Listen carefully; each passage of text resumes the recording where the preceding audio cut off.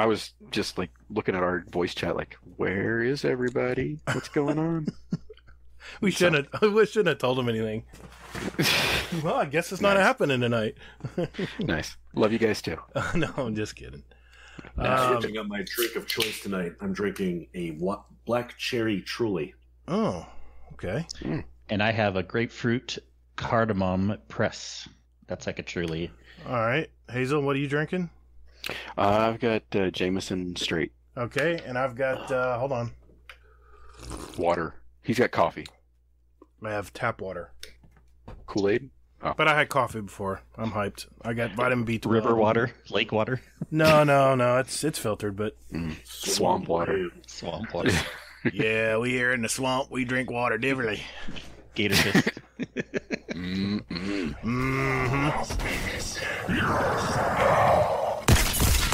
Guardian down.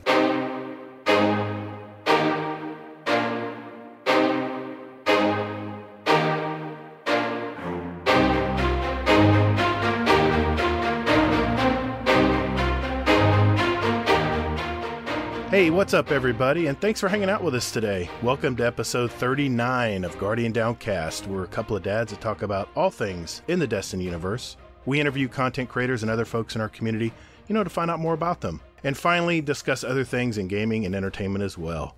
I'm your host, The Gator. And my co-host, Mr. Hazelnut, is here as well. How you doing, man? How's your week been?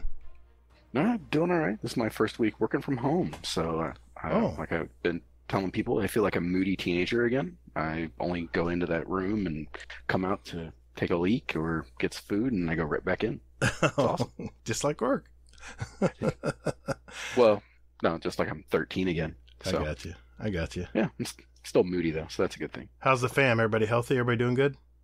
Yeah, well, shit, man. Nobody's fucking going out, so, there's nowhere else for them to go. So, yeah, we're all healthy. Nice. Yeah, what about you guys? Yeah, everybody's good here. My daughter's home. I'm not sick, so I guess she doesn't have COVID. She came home from, she was working at Target and at school in University of South Florida and said, hell with this, I'm coming home.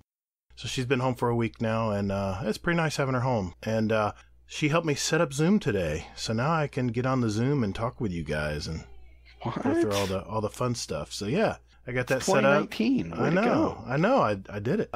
Okay. Well, I'm excited to introduce our guests to the show tonight. This is our first simulcast podcast, I guess you could say. They're the two hosts that make up the Guardian Hub podcast, which recently celebrated their 50th episode. Our friends Sin and Kingsley Mack. Hey guys, how you been? Magical. Ooh, Sin's magical. I think we got a question about that earlier. I was called out on a recent podcast of you guys, and I said, hey, you know what? I got this spot open. So I shot a message to you guys right away, and we're able to make it happen. So good deal, man. I'm glad you guys are here tonight. Yes, we barely made it. I guess we acquiesced to come on the show. Exactly. Or actually, it's a combo podcast. That's the best we could do. Say, well... You show us yours, we'll show you ours. I'm pretty sure I still like our intro better. The Guardian Down Hubcast. Okay. I don't know. I like the podcast. The podcast was fun. What the hell was I thinking? Too many words and way too many words. Way too many words. All right, so just an overview of tonight's show. We're going to catch up with these guys, see what's going on in their lives. We're going to test out Kingsley Mack's Twitch reflexes with our new and improved Fast Fire session we call the Speed Run. And see if he can topple his partner's record here. Next. Yes.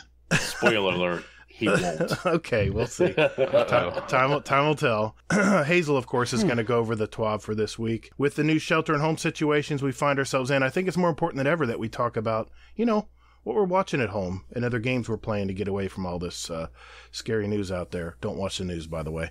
Next. We're going to talk a little about the Destiny atmosphere lately and maybe things some of us might have not thought about doing, to keep the game fresh.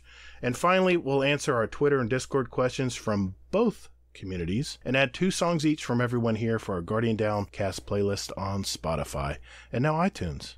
You guys ready? Yeah. All right, let's do this.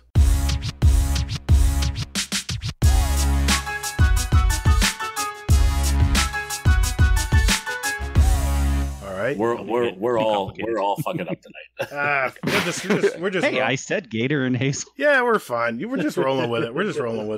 We'll call this the drunk cast. Yes, all over the cast. see if we can just drink our way through this, and Jeez. by the end we'll be doing trials and Exactly. Trials live on the podcast. Well, hey guys, thanks for coming on the show tonight. We appreciate it. I've kind of been looking forward to this week. First time we've ever done this, so we're a little bit in unfamiliar waters, but I'm glad we did this. It sounds like a lot of fun. Yeah. I'm excited. Let me start with this. Sin, Kingsley, how you guys been this week? I mean, how's your week gone? I've been pretty good. Just nothing too interesting with me, other than just playing some video games and stuff.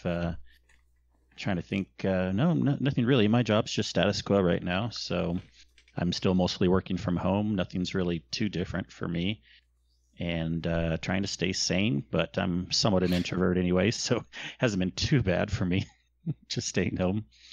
You're been pretty busy with the doing the Apple advising? Yeah, I mean, I do networks also for businesses. I mean, my specialty is Apple stuff, but any small business that needs IT help, that Apple is their main thing, then I help them out. So a lot of making sure the VPN's working for customers, and before I was probably 40% help from remote and 60% in person, because a lot of people just things are easier done in person. But now I'm obviously like 90% remote help, and I still do a little bit of going out because IT is considered essential services. So like if a company's having an issue with their network and no one can VPN, then obviously I have to head into their office with them, and it's always a little depressing. You have like the one guy opening the door, and everyone's wearing masks, and it's all depressing. It's like no one's there, But I just do my job and then get out, and then try to get home, where it's actually more interesting these days. It seems so impersonal now. Everybody's got these masks on. I feel like I'm in the Death Star. It's crazy. Yeah. Look, I'm your father. How about you, Sen? Yeah. How you been doing, man? How you been coping? Is business still pretty crisp? It is super crispy. We are selling cars. That's a positive thing. I'm still not making as much money as I'm used to, which is a bummer. But at least I have a job, so I can't complain with that aspect. One positive thing out of that is I'm not actually spending money to go out and do other things right now. So even though I'm making less, I'm spending less also. But yeah, I'm happy to get out of the house. I don't envy my wife, who's got to stay home and still do her job by teaching remotely, and then handling the 3 munchkins running around, plus our new puppy. Oh boy! Oh wow! Oh yes. Yeah, my wife's dealing with that right now too. How's the puppy doing? It is good. It is tiny. My wife decided that while she was home, we were going to do a puppy for our daughter. It was really more for the family, but really geared more towards what my daughter wanted. She wanted a Yorkie. After doing a lot of research and back and forth, and finding some scams that are out there on the Facebook websites, and then one on another website that fell through. We finally found one. Spent more than we really wanted to, but she got the dog she wanted. That's Very good. cool. I don't like the name, though. I don't like the name. I got outvoted on both my dogs' names. Don't worry about it. Clementine and Piper. Those are definitely names I didn't pick. Well, that is still better than Puppuccino. Oh my gosh. Oh, ouch. Puppuccino. Wow. Don't say that. Yes. In But I think we've been calling her Chino for short because it's a little easier to say. I told my wife, I was like, I really don't like that name, but if I don't have a say in it, then I guess it is what it is. Chino's actually. I like Chino. Don't you guys know if you got a Starbucks with the dog, they'll actually ask if you want a puppuccino? It's a little cup with just whipped cream in it. Yeah. Yep. So that's going to be funny. Do you want a puppuccino? Oh, we already got one. That's where my daughter got it from. Nice. Because you can get them we get it for the baby whenever we go there. Nice. Well, you could always just say, too, that you got it from jail. So I like it. Well, you know what? We were generally just catching up with you guys, but we had a few questions we just wanted to ask you guys, for, podcaster to podcaster here. And are we going to spill the secret sauce? Yeah, right. Like there is some. What I wanted to ask you guys, and I probably asked you this before, but indulge me. What made you guys decide to take the plunge into podcasting? I mean, what was the impetus to get started on this? I mean, we kind of talked about ours, but I don't know if we asked you this before or not. What made you guys just take the plunge in? Sin kept asking me. He kept bugging me. Lies. Somehow I feel that's not true. All lies. No, it was the other way around, actually. I mean, I'd been on other podcasts in the past as a semi on and off guest on Hoot Dog Radio, and that's right. I just always considered doing my own podcast, and an opportunity came up where I felt like some were kind of ending, similar to what you said, and then some were like still going, but not as often. I'm like, okay, I'm just going to start my own now. And I actually bugged Sin, like, hey, Sin, do you want to be a co-host?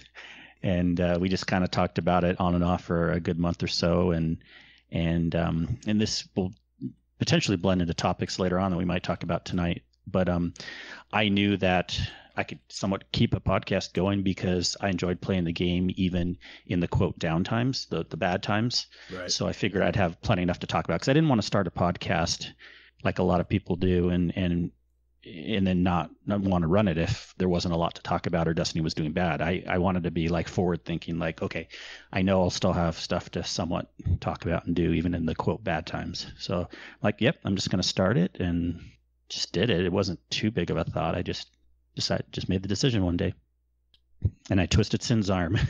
How do you feel about that, Sin? Well, I mean, you know how mine got started. My first podcasting career got started on Twitter, basically, with Destiny Addicts.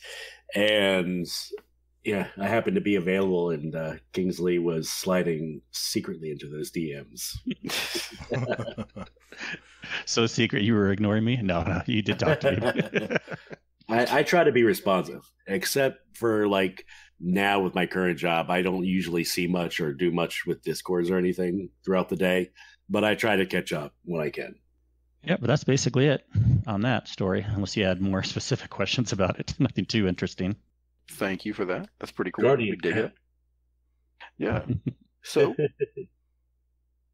out of curiosity, now this is one of those things that we won't name any names, but we've heard of all these horror stories about shows not recording, things like that. Have you guys had anything like that happen? Craig. What? Absolutely. We actually recorded one full episode before realizing Craig didn't record. We didn't see the message in Discord until after it was all done. Right? Yeah, it said it pretty early on in our recording. We had to re-record one entire episode. And this past episode with Nalsey, we ended up using Zoom because Craig, and I don't know if it was because Discord was running some updates and they had some issues with some other things during that time frame.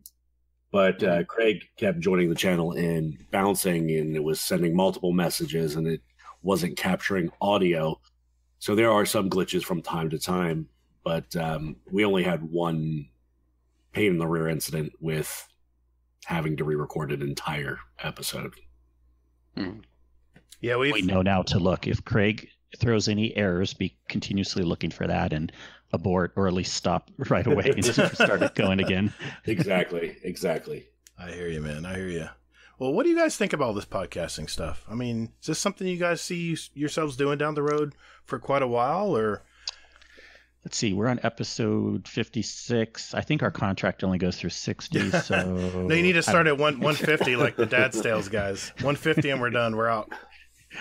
Yeah. I mean, I have plans. Like I said, I mean, here's the thing. Like, I'm flexible about it too. There may be a point down the road, circumstances or whatever. I doubt it would be Destiny reasons, but if family reasons or whoever, whatever. I mean, I would want to be very communicative with my community, because some podcasts like DRP. I mean, no shade.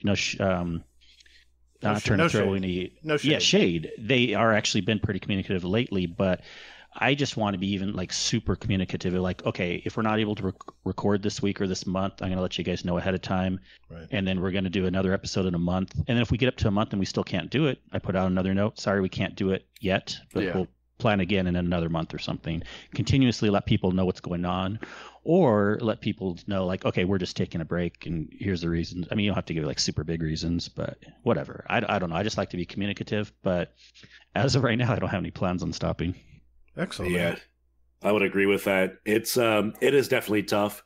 I work super long hours. I drive a lot, and definitely it's tough because this morning I get up early. I leave the house at 7:30, and I don't get home till 10. Actually, it was 9:58, and by the time we sit down at like 10 p.m. Eastern to record, like I'm like chowing down as quickly as I can in a couple minutes, getting my adult beverage or my tea or whatever I'm drinking ready, and I'm just like sitting down. I'm multitasking, and it's tough, but I enjoy doing it, and I think that's what helps me. Even though, I got plenty of other things I could be doing, I still don't mind. I still enjoy coming and doing it and having that conversation.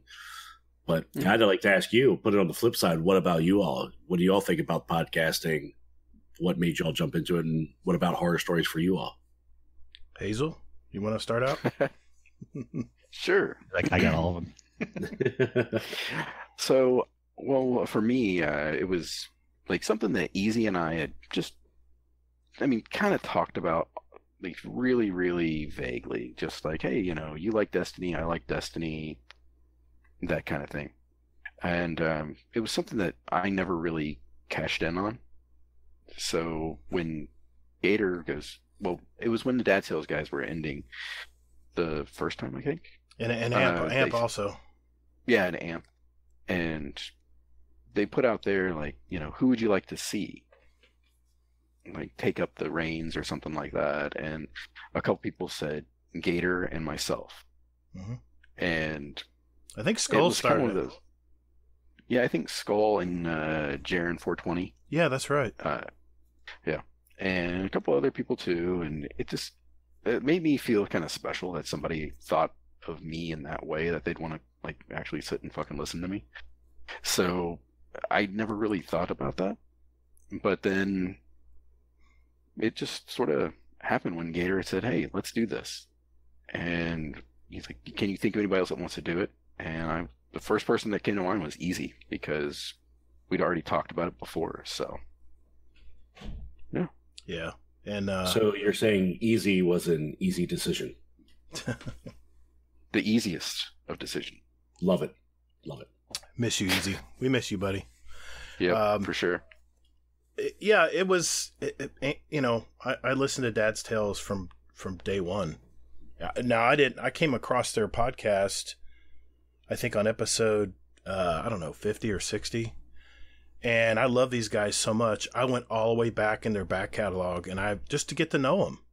These guys really seem like really cool guys. I said, I got to go back. I got to listen. So I work outside by myself all day.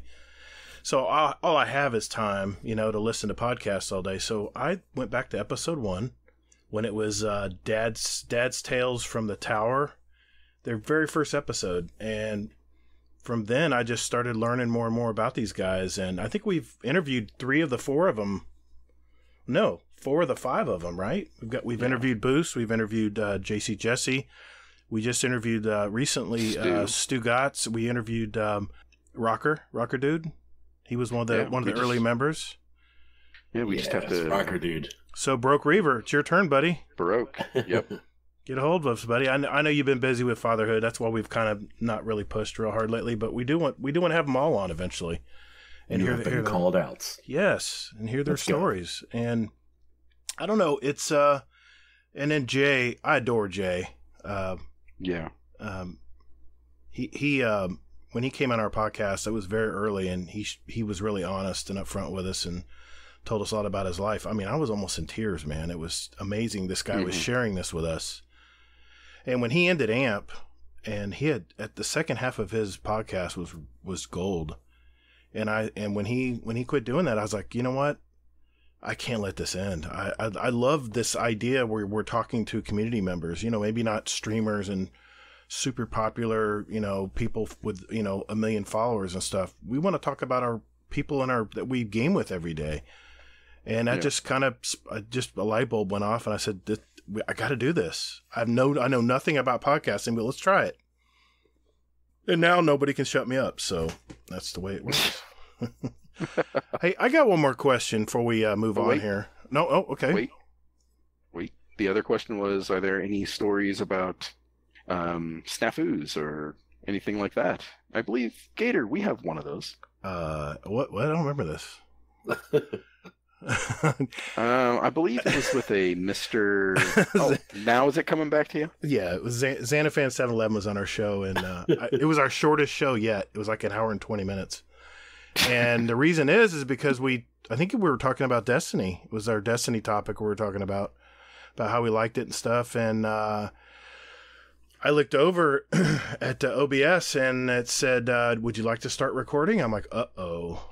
And I'm looking at the record timer and it says 0000. I'm like, uh-oh. I don't have the heart. I can't tell Xanafan to start all this over again. So, yeah, that was our big snafu. I can't think of. I'm sure there's been another one.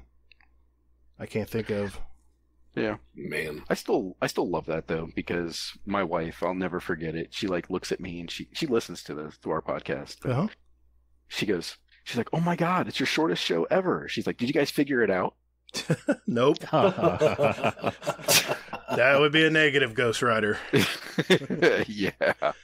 Oh my God. The small jabs from our spouses. Hey, my wife doesn't listen. She's been on the show and she doesn't even listen to her own episode. I always worry because I say stuff about my wife sometimes that she probably shouldn't hear. And I when I know it's coming up in the podcast, I might as well do a walk around our neighborhood, and we'll each wear a wireless earbud, Bluetooth earbud in each ear, and I'll know something's coming up, and I'll go, "Oh, hey, let's take a break. Let's take a break and just walk and enjoy the sound of nature." And because I know that part's coming up, she's gonna roll her eyes or say something. But I had that's a way of life for me.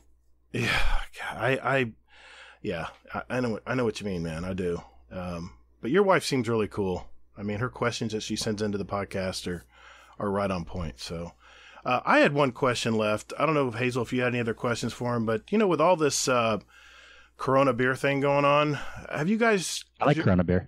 Yeah, I do too.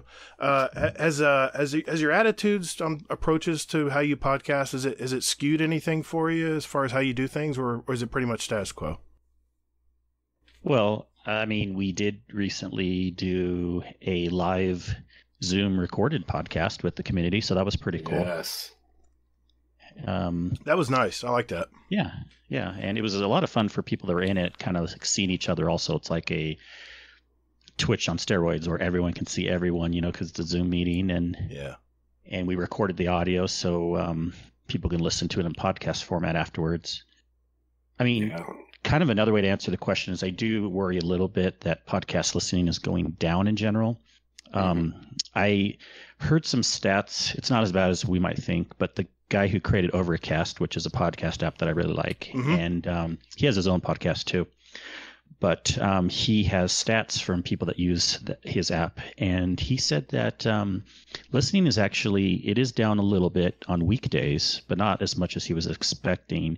And on weekends, it's the same amount as it ever was, which is always less than weekdays anyways. Right. But so I don't know. I mean, I would mostly listen to podcasts myself in the car, and then I'm having to remind myself to listen more during the day, and I hope people are still listening to our podcast. I've never did this to like, oh, are my stats high, low? I don't care. I'm just doing this to have fun. But I do feel bad for people if they don't have time to listen to podcast. And whoever's listening to this now, I'd say keep things going. Listen to podcasts because it's a good way to de-stress and just have fun. Yeah, I would definitely say for me, it's almost status quo. Have made some adjustments with the Zoom meetings, which is really cool. I think it adds another layer of flexibility to how we do things and execute on this content creation, basically. But, there are other platforms out there. We mentioned, podcast apps are down, such as Overcast. Mm-hmm. There are other tools out there like YouTube that we could, if we really wanted to, put that out there and put a video behind it. And for anybody who wants to do it on YouTube, or Twitch offers rerun capabilities. It might not something be that we would necessarily do, but it is an idea for those out there that maybe want to get their content out like a podcast into other forms. There's plenty of things out there. People are consuming content like crazy right now. Well, to answer my own question that I just posed, not allowed. I kind of thought about. I'm just kidding. I thought about this today. I kind of thought about this, and it was a comment from one of our community members that just solidified it for me. And it was from our buddy Chubby Wizard. We've had him on the show before. This is Pat. He's one of our essential. He's in the essential business where he's still working. He's in Chicago, and he sent us just a little message saying, "Hey guys, great show. This at least for the several hours that you guys podcast. It takes my mind off of all the crap that's going on in the world. So that for me, it put me on a mission that my job now is to ease people's mind. Keep it going. Yeah, and keep people maybe it's just entertainment like anything else, right? And I'll be honest, our podcast views haven't really suffered at all. Other than, people have their regiments, their what's the word? Their routines every day, and maybe it's all different now. So maybe, when they do listen to podcasts going to work every morning and they're at home now, I can imagine it's different. But I still find time to listen to most of my podcasts that I normally listen to, because it's something to keep me busy, whether it's mowing the grass or working or whatever. So, Hazel, I'm sorry. I want to shout out real quick to Chubby Wizard, because he's great in both of our Discords, in ours too. Yes. Good morning, every single morning. Yep. Exactly. That's his routine. Double cup of coffee. Awesome. Yep. Yeah, exactly. Yep. Yeah. And I wanted to say too that H said the same thing. Agent H, that basically that he appreciated us doing it and not really like beating it over the head about what's going on, and just sort of sticking with the status quo. And that's one of the reasons why I mean, it just, like Gator said, it just instilled in me that, hey, this is just entertainment. It's something to get people's mind off what's going on. And I'm just humbled that people actually listen to us. Yeah, I second that. Yeah. Good deal, guys. I know we can probably go on all night about and get all warm and mushy about it, but we do need to move on. We got a lot to talk about tonight. Would you say warm and mushy or moist? I'm not saying that. I'm not saying that word. Chris 3711 just tuned out. Yeah, he's out. We love you, Chris. We love you. I think we got a rival speed run to run here, don't we, Hazel? I believe so, unless they have any questions. Anything else, guys? Oh, nope. I'm gonna be wanting to jump in and answer, so I'll mute for this. Okay. I think we're ready.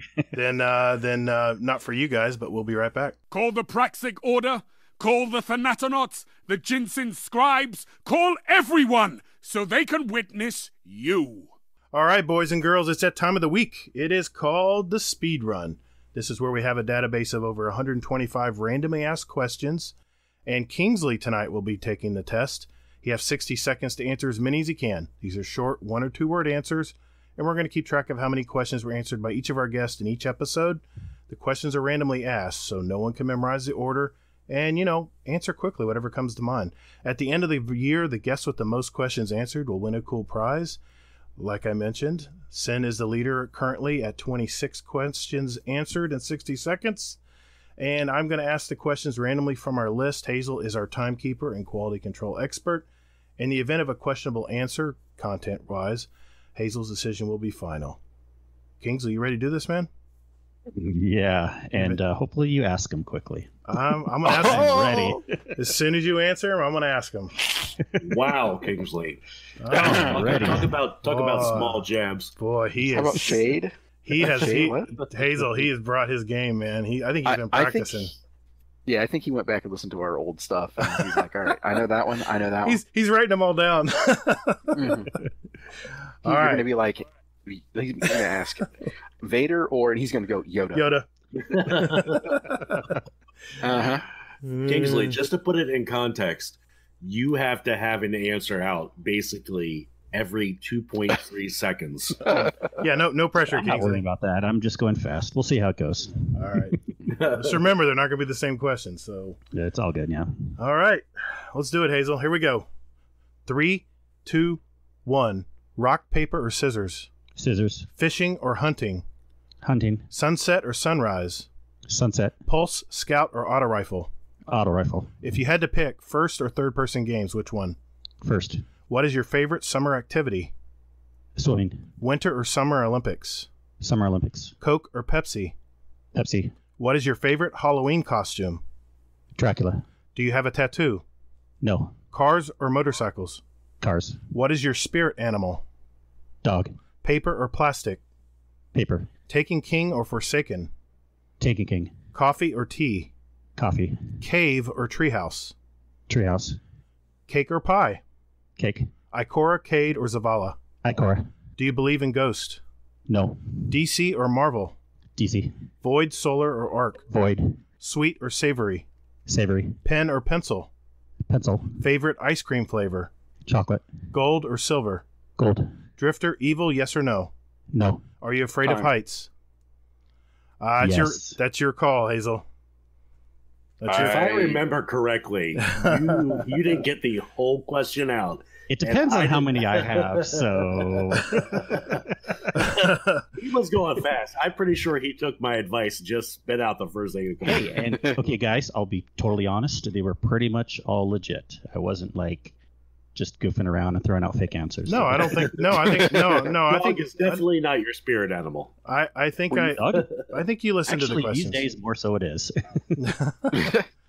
All I right, was throwing shade at Sin there. Hazel. I know. I'm gonna leave it It's in. going to be close. It's going to be close. I think I know how many you got, but I'm gonna leave it in Hazel's. He's a judge. He comes down to what Hazel thinks. What do we got, Hazel?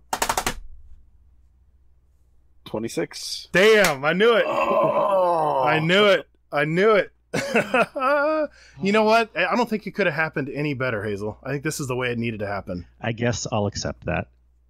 I mean, it's not a win, but it's not a loss either. So I could fight for this, but Hey, I tried to fight for that last question when I did. yes, Nope, you didn't get it all the way out. so are you saying I would have been 27 if I got that last one? Yeah. We You both would've- would've. Yeah. hey, I was going as Listeners, fast as I could. Just remember that, listeners. You know who the real winner is. So we're gonna put an asterisk by Sin's name. Is that what you're saying? Okay. Hey, just that was fun. thanks, guys. That was fun, man. I like Yeah, doing that. thank you. Yeah, well, I'll have to modify that in the next show. Just a side note, we have decided to keep our channel and our Discord speedrun question ideas.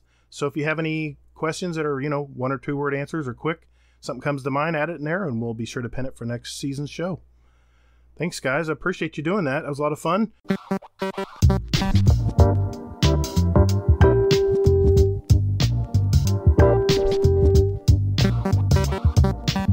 Let's move on to what we've been watching and what we've been playing. And I think, the best way to do this, why don't we go around the table and talk about what we've been watching first? Since, Is it a square table or round table? it's a round table. It's always a round table. I mean, we're all holding hands, doing kumbaya and, having a seance. And Where the fuck are you guys sitting?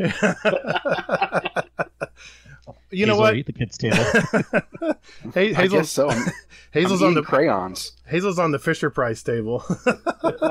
I'm playing with crayons and they're tasty. Okay. I figured to save time because we got a lot of deep conversations I think we need to get into later. Let's go around the horn, and everybody mention 1 or 2 things that they're watching. Everyone's stuck at home watching TV and streaming services and YouTube and whatever, and I just want to give them some ideas of what they might want to listen to. So, Sin, let's start with you, buddy. Let's go around. What's some one or 2 things you've been watching? Man. Yeah, We'll do it within the last week or so because this week with work. sure. But it was last weekend. I ended up watching Robin Hood Men in Tights. Oh my Which is God. early Chappelle. And I remember how good that movie was. My wife had never seen it before. And I was dying the entire time. And then I had also been enjoying some adult beverages, quite a few that night. Mhm. And then I partially remember Euro Trip. which is another throwback. Wow, that's old that. school. Old school. I love that movie. Yes. So I fortunately still have a pretty large DVD Blu-ray collection. Like I keep the physical discs, but they're all in like a giant binder almost. Oh wow! Where they have those sleeves. Mm-hmm. But anytime I buy them now, I always go digital because I'd rather have the digital copy because it's easier to pull up. Sure. But yeah, it was a nice change of pace doing something a little bit older. Yeah. So dig in that DVD cabinet, guys. Pull out some old movies and put the family in front. Watch them. Not Euro Trip though. Oh no. Well, not that. Yeah. Trolls World Tour. I forgot about Trolls World Tour. Oh God. Now that was one of the ones that were just released. That was yes. Oh, so nice. We watched it on the TV. It was nice. It was actually a good movie. I like they brought the rock aspect to it this time. Nice. Mm-hmm. Well, let's move on to Mr. Kingsley Macklemore here. What did you got a couple things you can mention? Only if it was 99 cents. Yeah, I need to watch that music video again, but not too much. One show I want to get started just on my own, and then I'll mention what I'm watching with the wife. But I in the past had only gotten through half a season or a season of Better Call Saul, kind of when it was first coming out. But now that it's like way further in, I definitely want to just kind of start that over again and get all caught up. Best TV out there right now. Hearing man. good things. Yeah, Yeah, I it's love the best. Breaking Bad, and I hear now that this is getting better as it's going on. Right. So I'm excited to hop back in it. Very nice. But then mostly I've just been rewatching, third time for me, Lost. Nice. Oh my Second God. time for my wife. Why would you want to punish yourself that many times? Oh my gosh. What? Don't you See, I love don't that you show. start. I know that there's That mixed ending scenes sucks. on the show. That ending Okay, but sucks. here's the thing. Oh, Okay, yeah, I can even agree that maybe I would have ended it differently, Yeah. but to me, it doesn't matter. Take off the one episode if you don't like the ending. There's That's so true. many things. You can watch that show 6 times and still not catch everything. You could probably see it differently every time too. I bet. And you can, Yeah. while I'm watching it, I'm pulling up Lostpedia and like following the maps as I'm moving around different parts of the island and looking at all the bunkers. And I don't know. I'm having a lot of fun with it.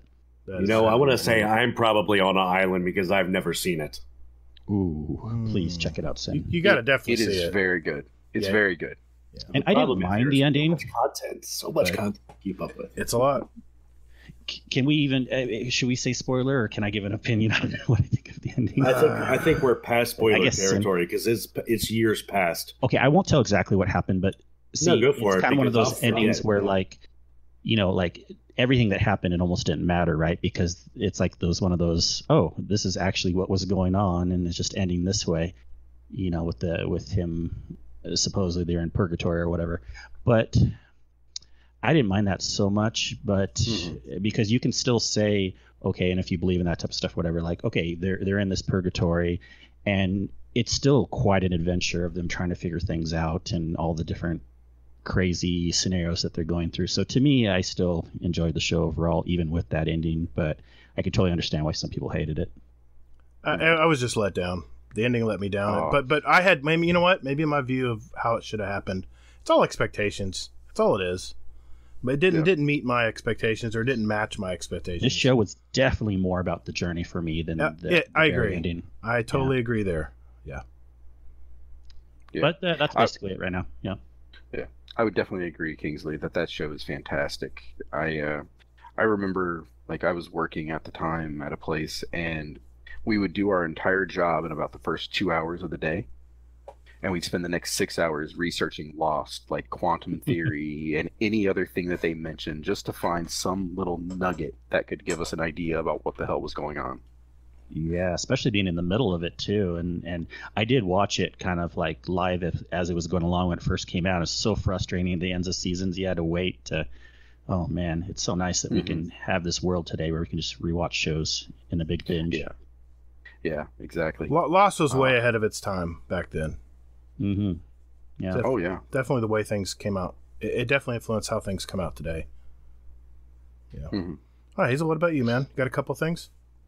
Yeah, I watched a show that was called The Platform. It was recommended. It's a Netflix thing, and it's basically that there's minimum of 250 levels, like vertical levels in a tower, and this guy, he basically says, "Hey, I want to go ahead and volunteer to go in this place," and he volunteers to go in, and basically it's like a prison almost. So what the theory is if anybody's seen Snowpiercer, it's very similar to that. So in the center of the tower, what they do is they have a tray of food that basically has enough food for everybody in the tower, but nobody knows that. So the people who get the first level, they get basically carte blanche to eat whatever they want, and then it moves down to the next level, they can eat whatever they want, and everything else like that. And the people at the bottom of it basically don't get anything because everybody else kind of hoards it and that. So at the end, though, it becomes like a PSA, but it was more about the journey as well. So, but I say all that to say, if you haven't seen Snowpiercer, definitely check that out. I haven't seen that one yet. Now, this what would you call this show again? Platforms? The Platform. Is this Netflix? Yes, Netflix. Okay. Yeah, and Snowpiercer. Put it on my list. Yeah, Snowpiercer is on Netflix as well, and that's got Chris Evans, Jennifer Connelly, Tilda Swinton, I believe, too. Okay, all right. And it's directed by the guy who directed, I want to say, what's the movie that won all the Oscars this year? Parasite. Okay. So nice. So yeah, it's a little fun little movie. And then I checked out a couple of comedy shows, Taylor Tomlinson, Chris D'Elia. And did you see Chris D'Elia? Yeah, D'Elia. Yeah. I watch his he has a podcast also, a video podcast, and he's in your face, man. He didn't give a shit.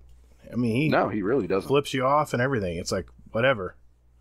He's a little raw. Yeah. He's not he was in that sitcom, I can't remember the name of it now, with Whitney Cummings and yeah, her show Whitney. Yeah, that was a great show. I liked that show. Yeah, it was a great show. Yeah, that was. Yeah, and he was so tame compared to today. Today's like F it all. It's like this is the way it is.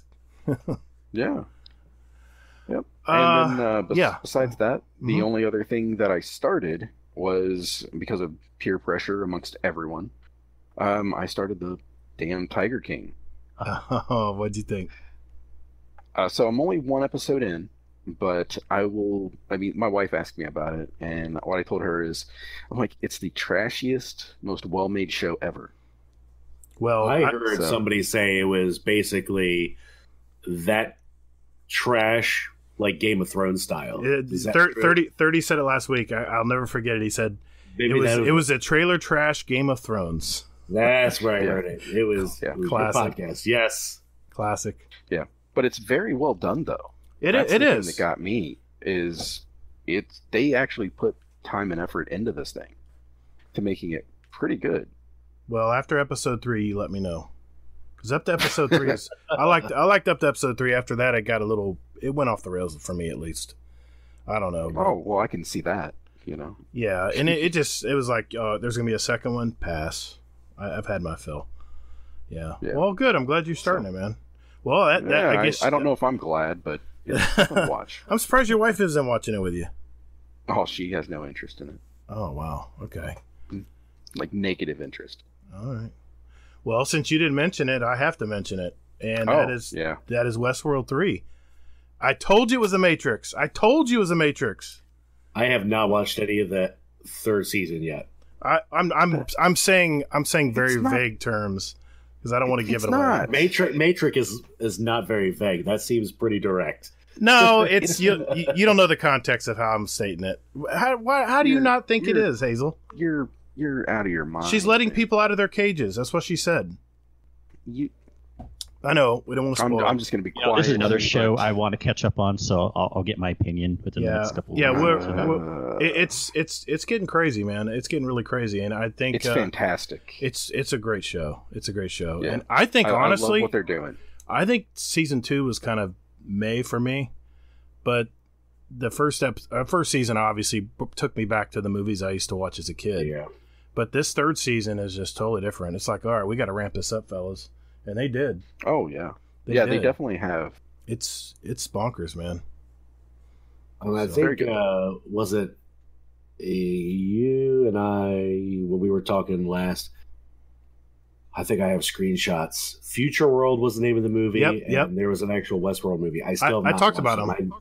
I need to get on that train. I can't remember what episode it was. Maybe it was 3 episodes ago. I talked about them because I went back and watched. I didn't watch Future World. I've seen it before, obviously, but I talked about Westworld, the original, and I went and watched it again. I bought it on YouTube and started watching it, and it's so old. It's an 8mm. The screen's real small. It's really weird. It's a trip, man. Trip down memory lane, that's for sure. Okay, I get to pick 2 here, right? All right, because I figured Westworld 3 was kind of all of ours. Okay, I'm going to start with this one. I started the first episode of the new season of Songland. This is where 4 singer-songwriters present a song to 3, and 3 are picked after they go through them with renowned record producers like Ryan Tedder from One Republic, for example. And many more, too many to list. But they have to come up with the best version to impress like a featured guest that they have on that week. This week it was Lady Antebellum, and they had to choose one of the 3 songs to include in their latest record. And what's cool is once they choose the song, they show it in the artist's actual final product, like in a music video. It's really cool. So if you like, I like the voice and stuff like that, so this fits right into that. But future artists that are coming up are Boyz II Men, Martina McBride, Baby Rexha, Ben Platt, and Usher. And there's others, like several more. I just didn't want to ramble on forever about it. But definitely check that out, Songland. I think it's the 2nd season we're in now. And I watched the first season, and it really inspired me. I'm really into music, so with lyrics and stuff, and I thought it was really good. Okay, and I'm going to finish up with my one that my wife and I both finished this week. And it's what I talked about last week. It's a show on Apple TV Plus called Servant. It's by M. Night Shyamalan. And it's about this unusual child that... it's about this... Well, lack of a better word, it's about a doll that's a surrogate. This couple lost their kid, and I'm not going to say any more than that, but this doll... It is creepy. It is very creepy, but it's more about the nanny that they hire. And I'm not going to say any more than that, but my wife and I just finished the season, and holy shit, this show is out. It's out there. I mean, M. Night is back. This is a great thing. This is a great feather in his cap, I guess you could say, because it's really, really good. And the ending just goes, your jaws open, like, what? What just happened? The baby was real. No, well, no, I don't want to get into it. It's fairly new. I know they suspended the taping of the 2nd season because of the Corona thing going on, but I'm looking forward to it. Now I got to wait probably 2 years to watch the next season. Hopefully it won't go that long. All right, let's talk about what we've been playing. I think we'll do it like we did last week. Let's talk about one game we've been playing this week, and I have a feeling for some of us it's going to be the same game, but. Sin, let's start with you. What game have you been kind of concentrating on this week? This week, not a whole lot. Okay. In the past week, I've played. Talked a little bit of last week. I played Division 2 in Division 2 in Far Cry 5. Oh, okay. But Far Cry 5 and really Destiny 2 have been my 2 main jams. Mostly Destiny 2 when I've had time at nights after work. Just trying to catch up on the grind for the bunkers. Yeah. And some Iron Banana. Yeah, man. It's good to be busy, though. I mean, that's a good thing. I mean, you can always play video games later, right? make the money now and play video games later. I tend to take the route of sleeping later versus... Okay, I get that, too. I kind of get that. Kingsley, what about you, man? What have you been gaming this week? Yeah, I mean, I'm pretty much just in Destiny also, kind of like you, Gator. I mean, I've played a little bit of Borderlands in the last couple of weeks, and I do want to get a little bit into Far Cry again, and there's another game I want to try. I'll explain later why, but Just Cause 4. I want to get into that game. Okay. Speaking Just Cause 4, I pulled up Epic while we were chatting. Just Cause 4, I know as of today, I don't know how long it goes through, but it is free on the Epic launcher. Really? Oh, geez. Okay, well, I'll have to pick that up. But yeah, at night times I've been a little bit busier than normal too, which is kind of funny. Sometimes during the day I'll just hop on the PC side and solo grind the bunkers or whatever. But then at night, I'm pretty much busy. I'm always going to pick a raid over anything else if the opportunity presents, and raids take a fair amount of time here and there. So sure, usually every other night or so, I'm just in Destiny doing a raid or some other activity with people. Yeah, you are the raid person, man. You love to raid. I love it. I love it. Yeah. Hazel, what about you, man?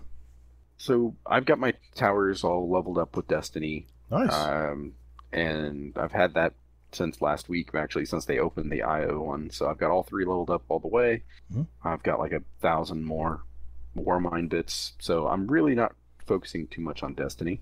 But there is a question that we'll talk about later about what we're doing in Destiny. And I'm still involved in Destiny and that. But what I'm playing right now is DC Universe Online. Well, my daughter is playing that. She designed her own character, and she's going around, flying around, punching people. And then I'm playing God of War. I'm trying to make my way through that, so that way I can delete it off my PlayStation 4. Yeah, it's a great game. Yeah. Yeah. The fight scenes and the mechanics are just outstanding. That game was made for the PS4. It's such a great game. Yeah. Well, technically it was, yeah. Well, yeah, exactly. Exactly. For me, of course, it's Destiny. I do want to play Warzone. I do. I really do. In fact, I got on one night. I can't remember which night. Take a drink. No, I got on one night. I logged in. I jumped into the I downloaded the new Spec Ops thing I guess they had going, and jumped into the main screen, search for players, and nobody was on. And I'm like, son of a bitch. Okay, that's still a drink. Everyone take a drink. Yep, exactly. Thank you. Bitch. I thought I'd get in on a technicality. I was there. I didn't technically play a match, but I'm not going to that game solo. I've never played it before, so I wasn't gonna do that. But I don't know anything about the game. Is there no campaign or anything? Or? Oh, absolutely. Nope. It's got a camp. Well, I bought the full game. I bought the full Modern Warfare games. I can play the campaign. I don't know why I didn't think to do it, but of course I said, nobody's on. I'm going to play Destiny. I'm working on. I've got all the bunkers leveled up, and I agree, Hazel. There's once you get the bunkers done, it's like, okay, now what? Run more bounties. Is that all I got to do? But I think me, you, and let me shout out Warcry, Jealous. You and I both last night. We all played Iron Banner, and you want to share how that went? I'd rather not, actually. It was a nightmare, actually, to say the least. God, it was sweaty. I jumped on thinking, okay, we'll jump in here and we'll have some fun, crack a beer, shoot the shit. Not holy at all. Crap, man. I mean, we got mercied the first 3 games we played. And in fact, one game I did so poorly, I just could not get anything going. And, it was not good. It was embarrassing. My KDA was very bad. And I'm very prideful of that. And when I do that badly, I feel like I let the team down, and I take it personally. I do. I don't know why I do, but I do. And we had a couple of games where we mercied a team. I mean, it started picking up a little bit, but I think we played for a couple hours, I think, at least. And lesson learned: wait till the weekend when all the trials tryhards go play trials, and then we'll have more fun playing Iron Banner. So a fun fact there, guys. If you want to play Iron Banner, wait till the weekend. I have a feeling that it'll be a lot easier to play Iron Banner now. And I love Iron Banner. I love to play that game, but I did not have fun last night. In fact, I got salty. I think I ran Jealous off. Jealous was like, this isn't the Gator I know. He's salty old man. See, it's so funny because I'm hearing these stories more and more, and everyone's like, yeah, we like Iron Banner, but then every time I hop in a group with someone, it doesn't seem like they're having fun. It seems like they're always complaining. Do you guys really like it? Or rage inducing? Funny to say that. We saw you online last night floating in orbit. I was like, let's invite Kingsley in, see if he wants to play. And I would have. I wasn't doing anything. I remember what you're talking about, but if you asked me, I would have joined. But yeah, I think we tasked somebody with sending you an invite, and I guess they never did. But no worries. Don't worry, you didn't miss anything. You really didn't. It sounds like you had a crazy night. Yeah.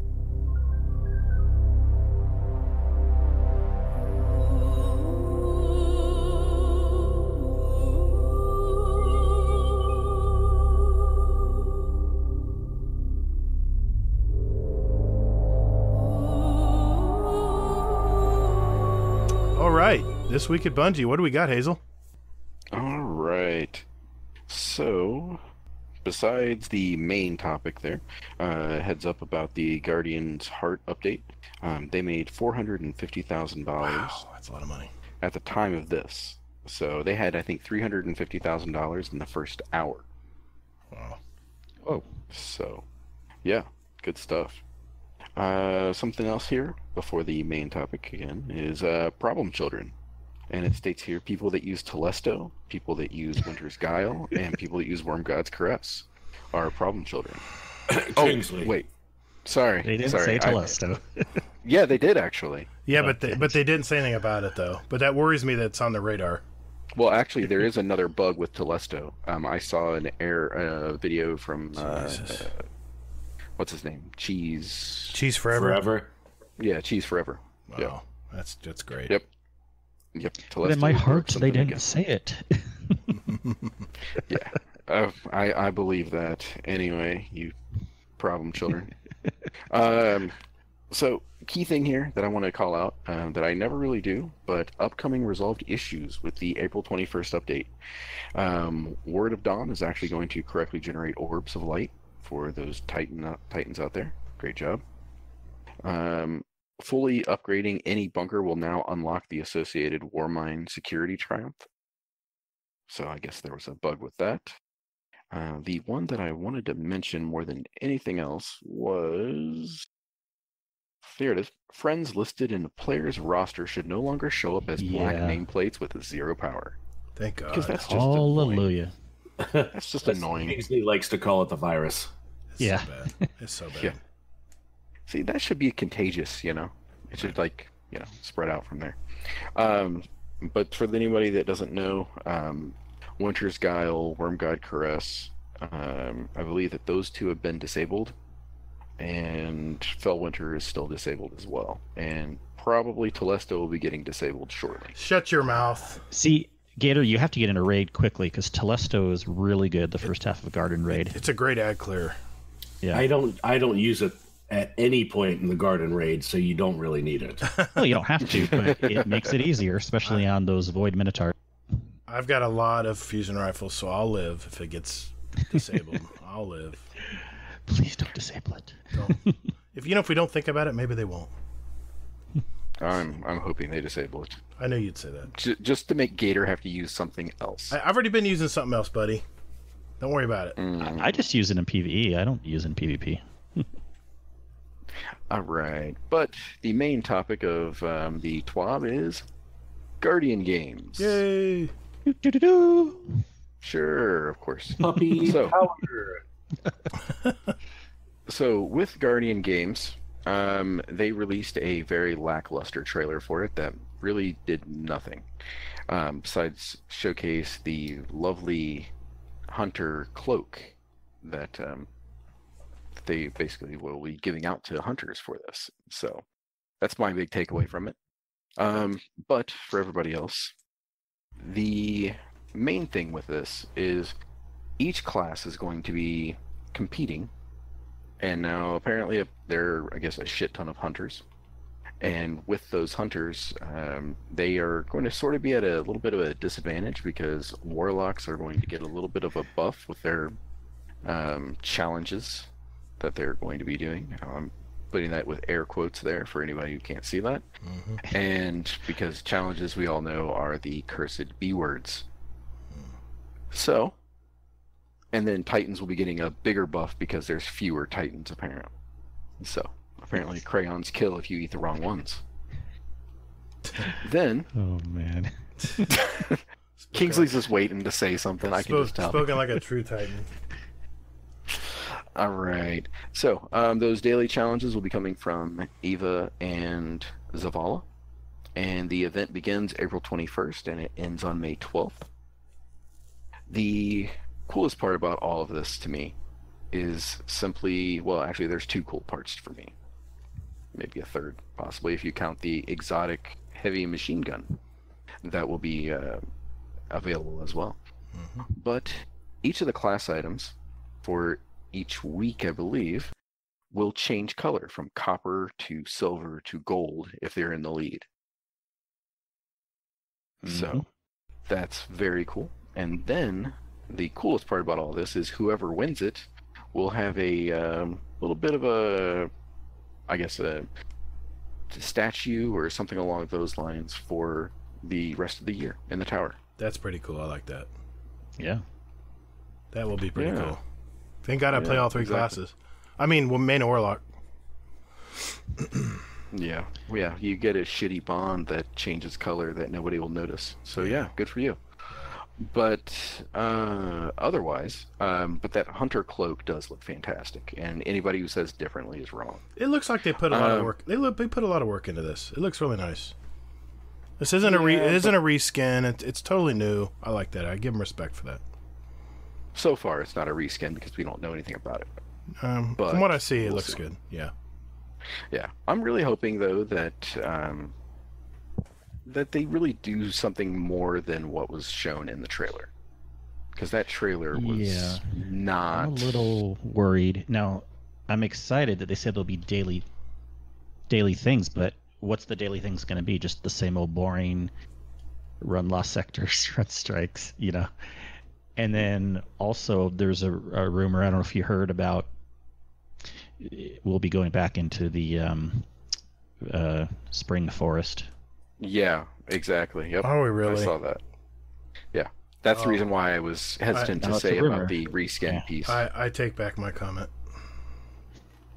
We don't know everything yet. I'm still holding out hope that it's going to be better or different, or who knows. But I'm only 50% optimistic at this point. Yeah, I didn't know that part. I didn't read. Well, one good thing, Kingsley, is 50% of the time you're 100% there. There you go. That's true.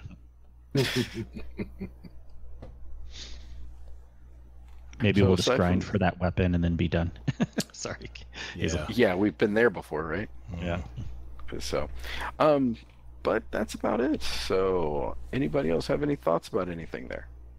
What are your thoughts on Guardian Games? You guys excited for this? What do you think? Well, we're talking about keeping things fresh. That'll at least help for at least a week or two. To be fair, we're not getting a buff. What's happening is the medals will be weighted slightly for the classes that have less players. So you still have to win, and then you'll get more percentage points. Yeah, you got to show. You got to show up. Yeah, well, it's still a buff. I mean, it is on that end, but you still have but the Warlocks still have to do well to actually take advantage of that. I feel like we're always picked on. That. We're always picked on. I don't know if they can do well. That's my problem. So as long as the Titans their problem, don't win. I guess. I'll be okay if the Hunters win in the end. I'm gonna take a week off just for this shit. Oh God. You know what? I'm inserting a certain phrase right here. Okay. It'll be surprised when the show comes. Mm-hmm. Who wants to be a Titan? Is that it? I'm assuming, will the phrase be SIH? No, it's going to be me saying, who wants to play Titan? Yep, I already know. It's so funny because people listening already know too. Well, yeah, exactly. The sound bites are precious. They are. Oh, man. Precious. Right. my precious. So, yep. So we'll see. We'll see. Here's hoping that it is actually something more than what it seems. And, we will all find out together. You know what? I got to say something before we sign off here. I went back and watched before Shadowkeep came out in June of last year when they had that live stream. I remember talking about how everything was going to be so different for Destiny 2 coming out. I looked back and I said, you know what? I sat there and compared what they said with what's happened. And for the most part, they did exactly what they said they were going to do. So I know there's a lot of people that are maybe a little sour toward Destiny right now. But man, can you name one game out there that you can play this long, that you always have something to do? I mean, I can't think of any game that I'm not going to get burnt out on really quick. And it's a testament to this developer that they've kept me enthralled with this game for 5+ years now. I don't know. I just had to say that. I went back down memory lane and watched the whole vid with Dado talking and interviewing, everybody. And they, looking back, they did exactly what they said they were going to do. Now, I think I think this is a test. This whole year is a test year. I think they're going to be putting in some new things. I think they're going to get really crazy in the MMO part of the game come September. I think that's what they're prepping things for. You know where the triangle ships are coming. You know that's what we're going to face. I mean, it's on the wall, literally, in the Warmind bunker. It's literally on the wall. The writing is on the wall. I don't really know if it's writing though. Well, it kind of looks like light bright. The LEDs are on the wall. Yeah. Okay, so I don't know. I just had to say that. I mean, everyone's kind of down and poo-pooing Destiny right now, but you know what? I've done this for 5 years. Every year, this time of year, we go through the same spiral. Yeah, we have a question coming up on this, and I'll save my opinion for that point. Good point. Okay. Yeah. Well, anything else, Hazel? Nope, that is it, man. All right, let's move on right after this.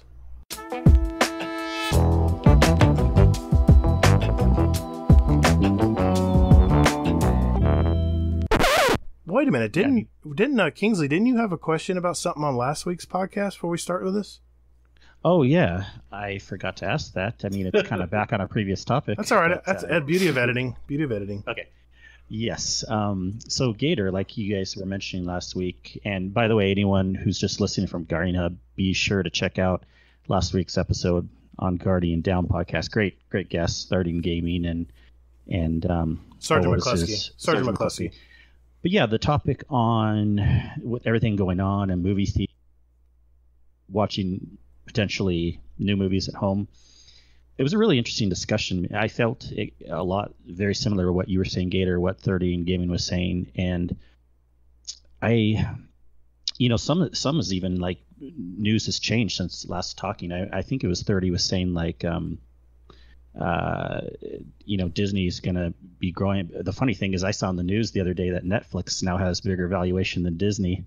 Right. Probably because of all their entertainment and parks being down right now. That can certainly change back when things are going. But it does bring up an interesting thing that a lot of people are, streaming and watching stuff right now. And in some aspects, I think it's pretty good. I mean, I'm all about technology.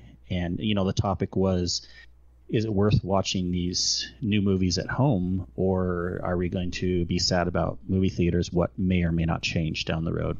Right. Well, first, I just wanted to say briefly on watching movies from home, I feel the same way. Like I would definitely want to watch some movies at home because there's times where I may not feel like getting dressed, going out or whatever. And if there's like maybe not some big action movie that might be better in the theater, but like some other interesting movie that I'm looking forward to that's coming out, maybe that would be awesome. Like, yeah, if I can rent this at home the same week it comes out, I'm all about that. Right. Or right now because movie theaters are closed, whatever the case may be. Mm-hmm. So I thought that was pretty cool. But yeah, go ahead and then I'll. No, I was just going to interject on that point. My wife refuses to watch movies at home. She is so spoiled to the fact that she wants to be enveloped into it. When you go to a theater, you have the speakers booming and the recliner chairs and everything. She likes to be I don't know what it is, but she wants to be at the theater. If I say, you know what, let's watch that movie we didn't get to see at the theater. Let's watch it at home. And I can just tell she's very resistant to it. I don't know why. She says, I don't like to sit in my house for 2 hours at a time and not move. I said, but you can pause it and get up and do whatever you want. No, it's okay. So it just only backs up my point of what I said last week, and that's community. It's I look forward to going and visiting my parents in Lake County, about 30, 40 minutes away, and going to their theater up there. We have the AMC stubs where we can see 3 movies a week for a 1 monthly price. And it was mentioned, for $19.99 you could watch the newest movie, and it was The Hunt is what I was talking about. It was out at the theaters, and then COVID hit, and it kind of said, kind of went to nothing because the theaters shackled everything up. But it was $19.99 for a 48-hour rental, and I was like, I paid $19.99 for the whole month, and I'm watching 3 movies each. So to me, it wasn't. I didn't see the value in it. But 30 mentioned, well, what if it was Avengers Endgame? Would you watch it then? I still would say no because I want to be enveloped. I want the stereo sound and everything. So I just want to interject. Of course, that's the only option down the road or something. Well, see, that's our fear. That's our fear is that the theaters aren't going to come back. Yeah, that I have several thoughts about that too. That's kind of what I would segue at next. And good point. Like, yes, there's good reasons to go out. Like, there's times where I'm stir crazy. I'm like, I want to hit the movie theater because I can, And in fact, I wasn't super interested in getting the AMC Movie Pass in the past, but now that I can't get it, I want it more because it's not available. Yeah. So I'm jealous that you had it in the past. I'm like, oh yeah, that's not a bad price to pay to see unlimited movies. So maybe when the theaters come back in whatever capacity, I'll consider getting it. But the topic on are things going to be different? Are they going to be eventually the same? I mean, you could have the situation where people are sitting further apart from each other, and it may stay that way. But right now, I feel like it's about a 50-50 where things might eventually go back to the old way because A, we're a little forgetful. B, things will potentially get better, especially when vaccine comes out. Mm-hmm. And C, the president even said we want to get things back to how they were exactly, like everything, sporting events, movie theaters and stuff. So because of those three things together, there might be a point where down the road we get back to the crowded normal seating. Who knows? The only thing that would throw something into this plan would be if in the meantime, before we can get there, the theaters just can't handle it. Like they try this, we know AMC is already doing really bad. Maybe they don't decide to open back up at all, or they try the limited seating and it's not working well for them and they're, not having as many employees work and they're not making money. It's like either they're going to have to raise prices a bunch, which we're not going to love, or they're just going to go out of business. So I think that's the one wild card. But if we can get past that, then I think it's like a 50-50 chance if it'll stay on these new, limited seating forever, or if it'll go back to the quote normal. I don't know what you think. Well, I think they've already been slowly transferring to more of a luxurious theater feel. My theater that I go to locally here only has one theater that has the big Dolby sound and the big recliner chairs and big screen and everything. And the rest of the theater is the way it's always been. It's a cloth seats, elbow to elbow, no room. And I think what they're going to have to decide to do, and I think this is the way things have already been heading, to attract people to get that experience, that theater experience, they're going to have to go recliners on everything. And what I was mentioning, seats maybe, and that's what I was mentioning. There's a dead. I mean, I'm just being honest. It's a dead mall up in Lake County where my parents live. It's all retirees up there, and nobody goes to the mall. I mean, no retirees go to the mall up there. They're all in their house. They're not doing anything, or they go eat out, and that's about it. And then they go home at 9:00. It's what old people do. And but the theater is awesome. You go in the theater. The theater's been totally reworked. It has leather reclining chairs, and it's not elbow to elbow. It's a good, I want to say 1.5 feet, 18 inches apart from each other. But front to back, it's a good 10 feet.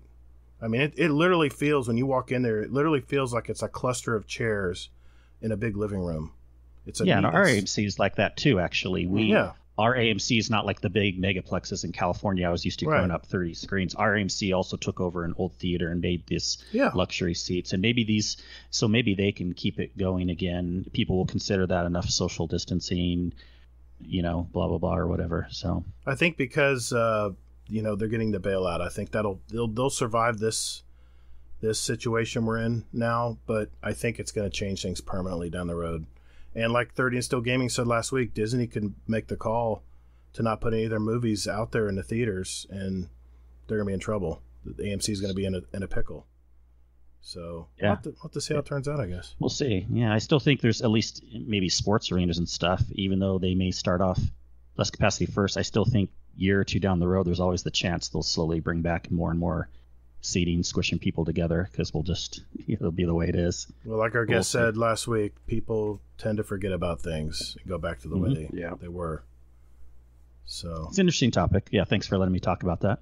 Yeah, I listened to it again this week because it was such a great topic, and I didn't even hear some of those answers. I heard them a different way, listening to them more intently, and it was a good conversation. I'm glad we talked about it last week.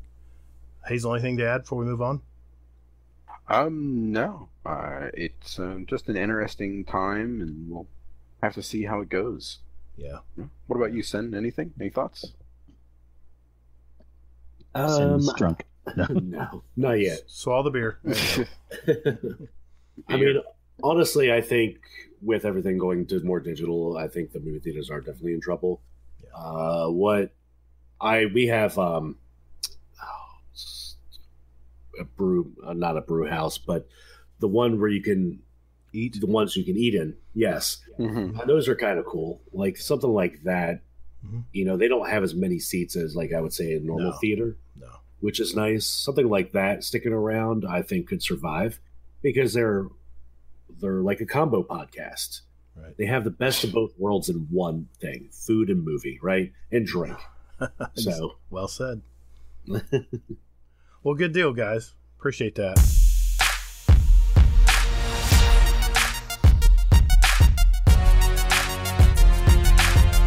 Let's move to our topic of the week. You know, we're kind of in a lull right now in Destiny, and just like me and Hazel mentioned, we've done all the bunkers. Everything's all leveled up. What else is there to do? You know, and we're kind of looking around. And Kingsley, I was asking Kingsley, I said, "What do you guys want to talk about this week?" And Kingsley had a great idea. He says, "How about we talk about things we can do to make Destiny 2 a little more fresh, or things we can work on right now while we're in the middle of a season?" And I had some ideas for Crucible, and I think you guys were going to talk about things in PvE, and Sin and Hazel, whatever you guys want to add to the conversation. You want to start, Kingsley? Sure. Yeah. I mean, I want to preface this with, of course, there is, I admit also that there's, quote, less to do in the game right now. And this isn't really anything new, kind of this time of year. If you look back many years of Destiny, it's kind of around this time of year. And you can say, well, should it be that way? Should it not? Maybe that's a slightly different discussion. But regardless of that for the moment, I kind of wanted to just talk about like things you can do, how to like maybe not be as bored with the game. Make sure you've actually gotten the most out of it. And you may not want to do all these things. That's perfectly fine. You know, I may not want to do some of the PvP things. Other people may not want to do some of the raiding things. But at least by us bringing them up tonight, we can give people ideas. Right. So I just wanted to talk on two quick things. One is raiding, and one is working on interesting builds. Now, of course, I'm going to talk about raiding. I love raiding, as anyone who knows me. I really feel like it's a missed opportunity for a lot of people that haven't done it yet. And if you're bored in the game and if you haven't raided at all, well, shame on you. No, it's something. No, I get it. It can be hard to get a group together, but it's definitely something you got to try. I mean, it's so many people that have never raided before, and we've taken them through the first raid. I'm like, oh, that was a lot of fun. You know, we start off easy. We'll start with Leviathan. I mean, Eater of Worlds, easy, quick raids that don't necessarily take a lot of time. That's the other sometimes misconceptions that people have. I mean, yes, you generally want to plan on average about 2 hours to be safe. But if you said you had like an hour and a half, we could definitely, do probably like Leviathan, Eater World, some of these shorter raids and get it done for you. So, and all the raids other than the latest one, Garden of Salvation, 750 is plenty enough power. It's only Garden of Salvation that you need to be 960, I'd recommend, or higher. You could probably do it at 950. You can jump in.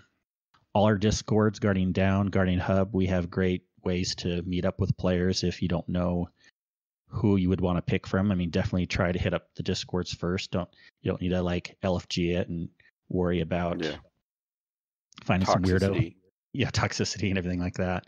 But also just, I've even considered, and I might have this coming up, having like a raid party night. And we've kind of even done this to a limited effect with old D1 raids like Crota in the past, where we would run a bunch of people through just Crota.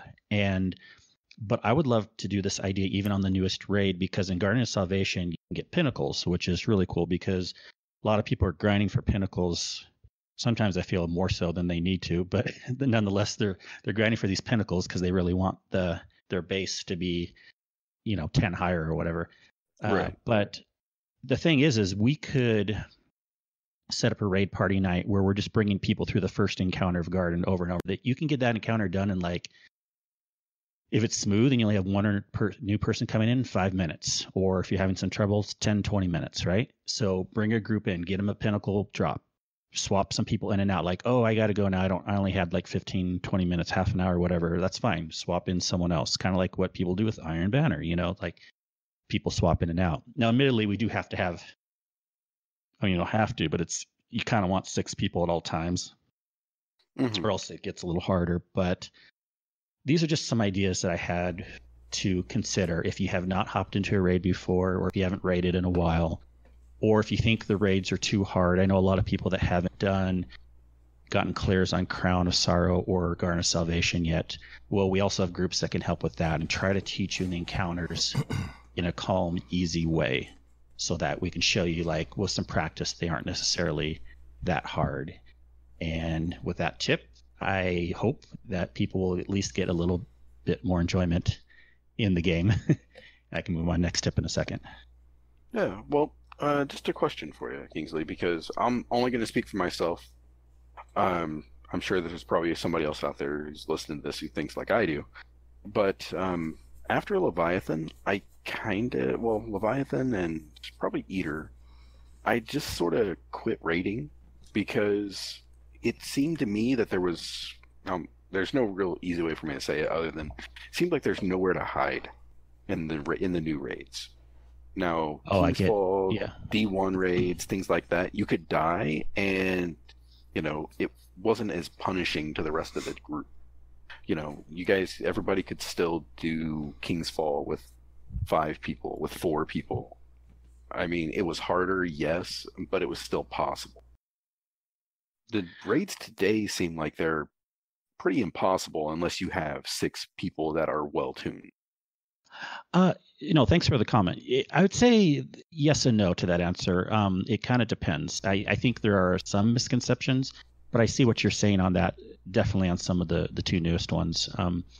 First of all, Eater Worlds, you can have 3 new people that don't know what they're doing, and it's pretty easy if you put them in the defender spots to get that raid as a pass. And then even like Scourge of the Past, you could have 1 new person at least just be a defender in the map area, and they could kind of hide.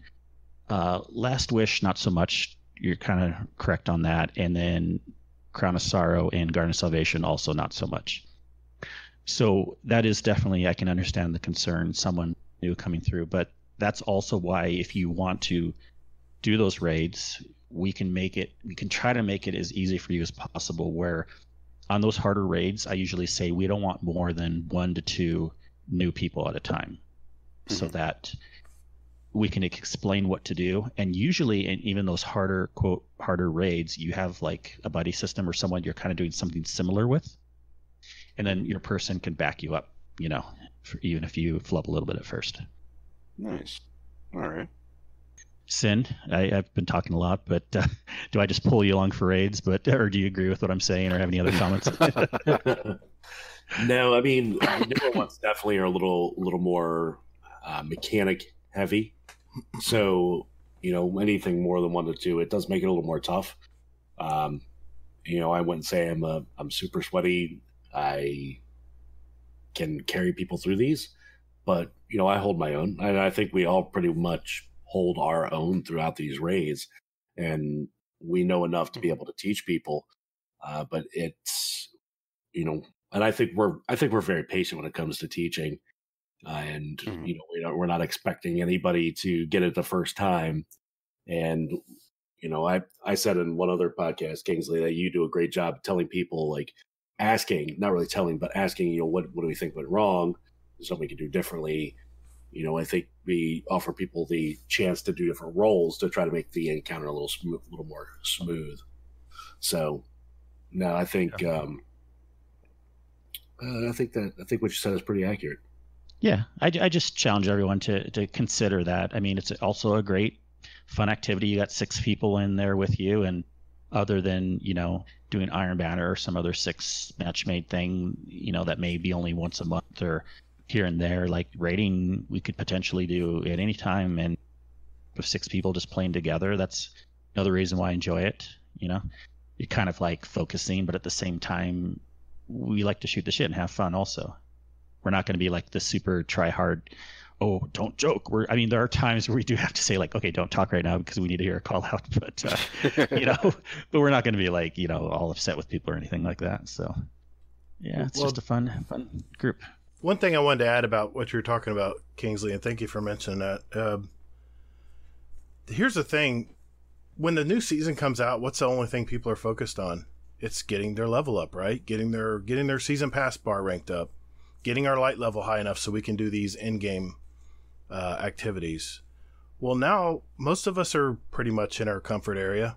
We've ranked up quite a bit. Our season bar's up there, and we're getting close to getting it to 100, and most of us. And now I think I agree. It's a good time to jump into a raid because even I think what is the light requirement for the latest raid, the Garden of Salvation? I would say I forget what the requirement is, but what I would recommend is 960 or more. I mean, come on. I mean, probably 950. 950 is a soft cap, and I mean most of it. I mean, exactly. I've been playing, pretty steadily every day. I put at least a couple hours a day in, and I'm at my 100 bar, and I think I'm about 1,000 light.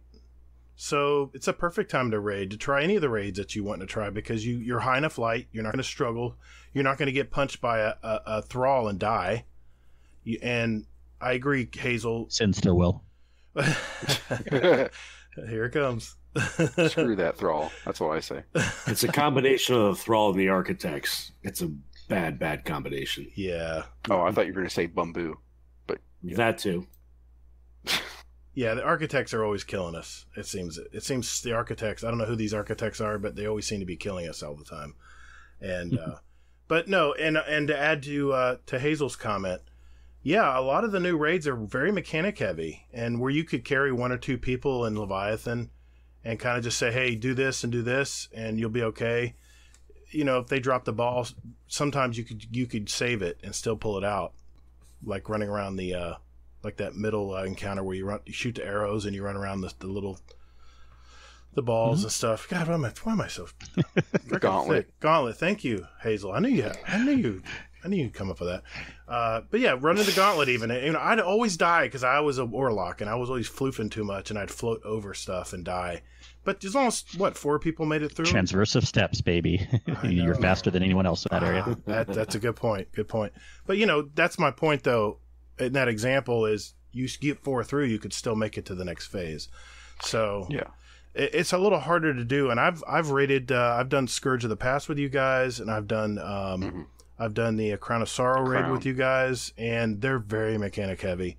I think me and Mohafo, I think, were doing the Crown, and we weren't in sync on that last thing, that last encounter. There was no getting out of it. I mean, if I messed up, which happened quite a bit sometimes, I was like, sorry guys, we're gonna have to do it again. And that's the part of learning how to do raids and stuff. But now is a good time because most people are high enough light to try all the raids. So it's not so bad, yeah. And I love explaining all the little details. I feel like by the time we get there, we've been in the raid for a while, and people don't have the time or patience to hear every little detail. But I could literally sit down, have you come over with me. Okay, stand over here. This is where the first set of ads are going to spawn. Now look this direction. This is where the next set of ads are going to. People really want to get that detailed. We can do it because sometimes that helps because then they know which direction to be looking, to melt the ads as quickly as possible. That's what I always love about you, because you very calmly explain the encounter, and it's so nice. There's nobody yelling at you going, don't do this, don't do that. It's like, okay, what you want to do, you want to come over here, you want to set yourself up, and the reason you're setting yourself up over here is because you're going to have ads coming in this area and this area. The way you explain it, I'm like, done. Let's do it. Let's give it a few shots. Give me a few reps, and I should be able to do it. So, yeah. No, I'm no raid god. I know there's a lot of people on our Discords that like to speed run or get day one clears and stuff. But the way I look at raids, and those people are awesome, more power to them. But the way I look at raids, I'm kind of like they're the A team. I'm like the A minus B plus team, and I come in right after them, and I learn from them. But then I love running it over and over with everyone, with people that are good, people that are new. And just kind of having the experience with everyone. I still need you guys to get me through a garden. I've never run garden yet, and maybe it's just because we were just busy doing other things. No, we have it. We're gonna do it. All right, you heard it here, guys. Yeah, I was watching you guys do. I was watching you Sherpa a couple people. I think it was Black Orchid, I believe, through the gauntlet, or not through the gauntlet, but through garden. Garden, yeah. And I was just watching you jumping on the lily pads and things, and I'm just like, oh my god, I have to do this. This is fantastic. So yeah, more power to you. It's man. Fun. So we did Crown. We just haven't done Garden with y'all yet. Yep, no Garden yet. And I can't wait because I love the weapons. I love the weapons they have. Yes, and the fusion rifle is not so bad in PvP. Mm-hmm. That's all you had to say. You had me a fusion better than rifle. Aerotel these days. Oh boy. I don't know if I give up my Telesto though. That's a hard. It's different than that, but yeah. I hear you. You could probably replace Aerotel. Well, you had me a fusion rifle. I like the auto rifle. It sounds really good, and I like the pulse rifle's real fast firing. I like that too. Mm-hmm. Yeah, it's not bad. The weapons look really nice. I mean, they really did a great job on the design of those weapons. They are so sleek. I mean, they look like alien weapons. They're really neat looking. Yeah. So at least the ones I've seen on other people's backs. Spoiler alert: adept weapons coming. Oh, okay. What? Really? So is that okay? Sorry. No, rating, but and Wrath of the Machine too, right? You said cool weapons, and then in the last couple of weeks, I said spoiler alert: Wrath of Machine's coming. Oh, Sin keeps saying that. Yeah, boy, that would be great. I wish they're not real spoilers. They're just his hope. Fake news. That's one of my favorite grades. I love wishful thinking. The other thing that I think people can do if they're getting a little bit bored is work on these builds. Now, I understand. I've had mixed feelings about it too. Like, well, what's the point? Because a lot of this will be gone season after season. Well, at least now we know these builds can last 2 seasons at least, right? Because of the way armor works now. But I think it's still worth trying these things because you might find something that's pretty fun, and if you can do it early enough on in the season, then you can at least do it for that long, and then by that time you might be getting bored of it anyways and ready to move on to a different build. So I can't vouch for every build that's out there, but you can read, Paul Tassi has a lot of articles, a lot of streamers. You can just see what the builds are. But for Warlock, one build that I've done recently is this solar build. And there's an arc one that was really good too, but it kind of got nerfed by design because of the Felwinter's helm is now, not available, so you can't. That was like the main thing for that arc one. So the solar one is kind of what the Warlocks are doing now, and it's all about going around these Warmind cells. The things that Bungie's trying to push, the round balls that land on the ground. You're supposed to shoot, and they give you different abilities. Well, I wouldn't say like this is the most amazing thing in the world, but it's kind of fun. I would recommend checking it out. So what you need a bunch of solar everything. So you do top tree Dawnblade, so that you have your dash and the Celestial Fire melee. So when you have charged melee, you shoot out those 3 little explosions out of your hand that have the range. And put on a fusion grenade because that's the best for Solar Warlock. And then you want to run Sunshot. I'll get back to this in a second, why it's a good weapon to run with it. But then your other weapons, you can run whatever. You can do for your kinetic, you can do like a Seraph weapon, like the auto rifle. But I tried that auto rifle. I do not like it. The one from last season, Steel Feather, is still way better than the 7th Seraph carbine auto rifle, in my opinion. The only reason I guess you'd want to run that is if you want a little bit of extra chance of proccing those Warmind cells that around. But anyways, the build is this. I'll just go through it real quick. You need a solar helmet, and then you're going to put on Fireteam Medic. And Fireteam Medic is a slightly newer one, and that one is when you shoot Warmind cells, it creates a burst of healing for you and your allies near you. Now, we weren't sure what that meant, but I read from a Tassi article that it means anywhere, like in your fire team, like if you're in the same zone, they will get healed. You don't have to be like within, 20 yards or anything like that. So that's pretty cool. Then you want for your exotic will be your gauntlets, the Sunbracers for the Warlock. And that's the one that gives you, they call it helium spirals, increases the duration of solar grenades, and solar melee kills grant unlimited solar grenade energy for a brief time. So that kind of, goes with that. For the chest piece, you want, again, it's all solar, so you want a solar chest piece. And the mod that you put on is called Wrath of Rasputin. So solar splash damage, final blows have a chance to create Warmind cells, and that's where it goes back to using Sunshot. So, if you get a final blow with the Sunshot and it creates that little explosion, then that increases the chance of dropping a Warmind cell on the ground. Then for your boots, you want burning cells, and again, solar boots. And burning cells, what that is destroying one of the Warmind cells, create a burst of solar energy that causes enemies to burn for several seconds. So that's kind of like, you just shoot the Warmind cell on the ground, it does solar splash damage on all the enemies around. And then for your bond, you want global reach. That basically makes Warmind cells have a greater distance of working. So that's a given, no matter how you work with whatever build you do. And then also to add synergy to that, you want 2 copies of enhanced ashes to assets. Or sorry, ashes to assets. I said that backwards. So you're going to have to do level 9 at level 9. You really meant the first one, don't lie. Ashes to ashes. Yeah. So you don't have to like level your bond up to 10, like fully masterwork it, but you need at least to get it to 9. So you'll be 4, and a 1, because you'll do 2 of those enhanced ashes to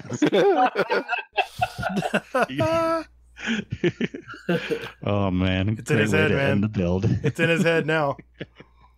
Yep. But what that does is that gives you even more super energy on grenade kills. So it's kind of like working on all this build. It all just works together. You're just basically going for solar splash damage. Mm-hmm. You're proccing your grenade and your melee just back and forth, and they kind of build upon each other. And you're healing people, and you're doing lots of splash damage to all the ads. And I'd say it's pretty fun. What's the name of that perk again? It's called Shut Up Sin. I'm done. Enhanced ashes to assets. There you go. I like the hesitation that time. Like, I'm not going to mess this up again. I'm glad you mentioned that, because I'm a Void Walker, man. It's hard for me to play a solar class, but I'm glad you mentioned those, because I'm going to try those out now, because I have all that gear. And just something to try out, Gator? Board. Beg your pardon? Which perk were you going to try out, Gator? Well, enhanced ashes to assets. Man, I couldn't get you to. No, I know. I use that. I use those a lot. They're it's a good build. I've used that before, and I like the where you throw the solar. Use the ass build a lot. Yeah, the ass build. I'll label that dim. I'll call it Kingsley's ass build. Wow, that sounds. Kingsley's ass build. I do like Void better still, but this is actually one that's getting me to do solar. So. That's why I'm surprised you mentioned it, because I know you're a Void Walker brother like me. Because it's just something to try. So in case we're bored, you can try something new. There we go. Well, there's also a lot of people out there that are doing YouTube videos, and they're showing different builds and things like that. Like, I guess that there's a hunter build that you can actually get 100 mobility, or over 100 mobility, which gives you like a less than a 10-second class cooldown. So you can do your dodge in under 10 seconds. Wow. So, I mean, there's all kinds of people. I think that it's ultimately what it gets down to is, I think the thing that people are kind of getting turned off with Destiny is, and the reason why people try to find ways to break the game, is because I think personally that there's like a power fantasy gap, that we don't feel powerful in the game anymore. And the only way we feel powerful is when we break it, in which case Bungie's like, no, okay, you can't use Telesto like that, or you can't do this, or you can't do that. But that's just my thought, is that there's a power fantasy issue where we just don't feel powerful. I agree with that. I used to not agree with that as much, but I agree with that more these days. And here's an interesting point that goes with that. Right now, as we know, the Whisper and the 0 Hour mission are bugged. And you will feel powerful if you go on those missions. You melt the bosses with an auto rifle in like 3 seconds. That's how OP you are. And you could say it's outrageous. It's like, but with that content being so old, it doesn't matter really. And yeah, we can't have maybe like all the old content being that broken. Maybe like stuff that's like still needed for doing the bounties. Like, we don't want strikes necessarily, although that's fun too, because in D1 when we had Daybreak, wasn't that a lot of fun? Yeah. I went back and I still have that rotate D1 for that. Have that rotate every once in a while, like once a month, right? But there's something they could do to get what you're going for, Hazel, but not have it broken all the time. Yeah, exactly. Give us a carrot. Give us a way to feel powerful. I had a quick question about the 0 Hour mission. Is the heroic the same way? Is it bugged as well? Because I need to get one more, because I need to do one more to get my catalyst. I don't know, but I do know the heroic Whisper is not bugged. So I was just assuming 0 Hour was not bugged, but maybe it is. I think 0 Hour is bugged, I want to say. I hope so, because I want to. I can't believe I'm still kicking myself. Yeah. I never got that third piece to get the catalyst. Yeah, I don't have mine either. Maybe we should run that one night together. We'll check it out. Yeah. I'd say huge shout outs since we're on the topic of this from our Discord. Our Discord recently, our ambassador for PC, Nalzi, we just played with him quite a bit. He got Whisper, and he got Outbreak. Yeah. And same night, right? And Xenophage. Nice. I don't even have the Xenophage yet.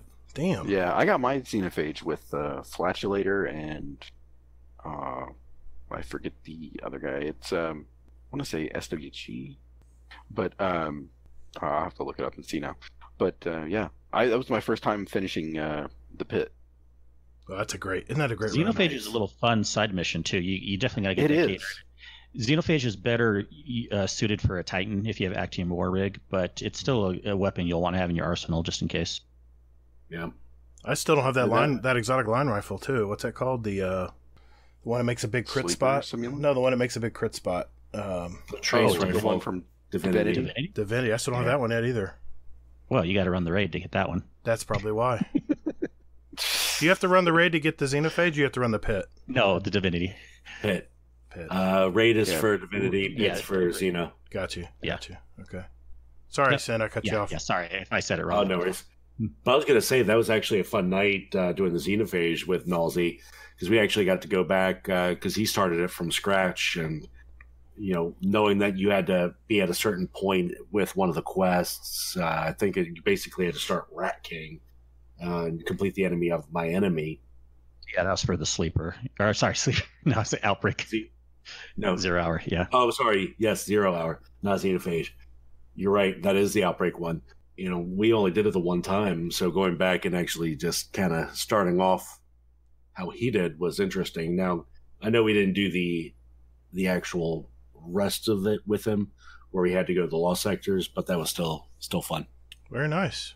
Anything else you guys want to add on the PvE side? That's it for me. I don't know if Sin had anything else. Hazel, anything? Sin, you keep it interesting by just going for everything, right? Like you want all the titles, all the weapons, all the triumphs. So, all right, yes, that's Lana. That's my biggest thing. So I will jump around, and Nalzi will rag on me for this because he's like working on changing his weapons around and his loadout, and I'm like, while you're doing that, we're gonna go play Crucible. And then once we're done, it'll be like, okay, we did one match. Okay, let's go do Gambit really quick. And then we'll come back and say, okay, well, now I want to run a bunker. Like, I will hop from activity to activity because I got so much I need to do that I do not like staying idle waiting for something. Like, I will jump around. Right. You're always multitasking, it seems. Yes. We're the best. Being Destiny players, we're the best at that. We have a lot of irons in the fire all at once. A lost sector within a strike. Within exactly. Who knows what? and we're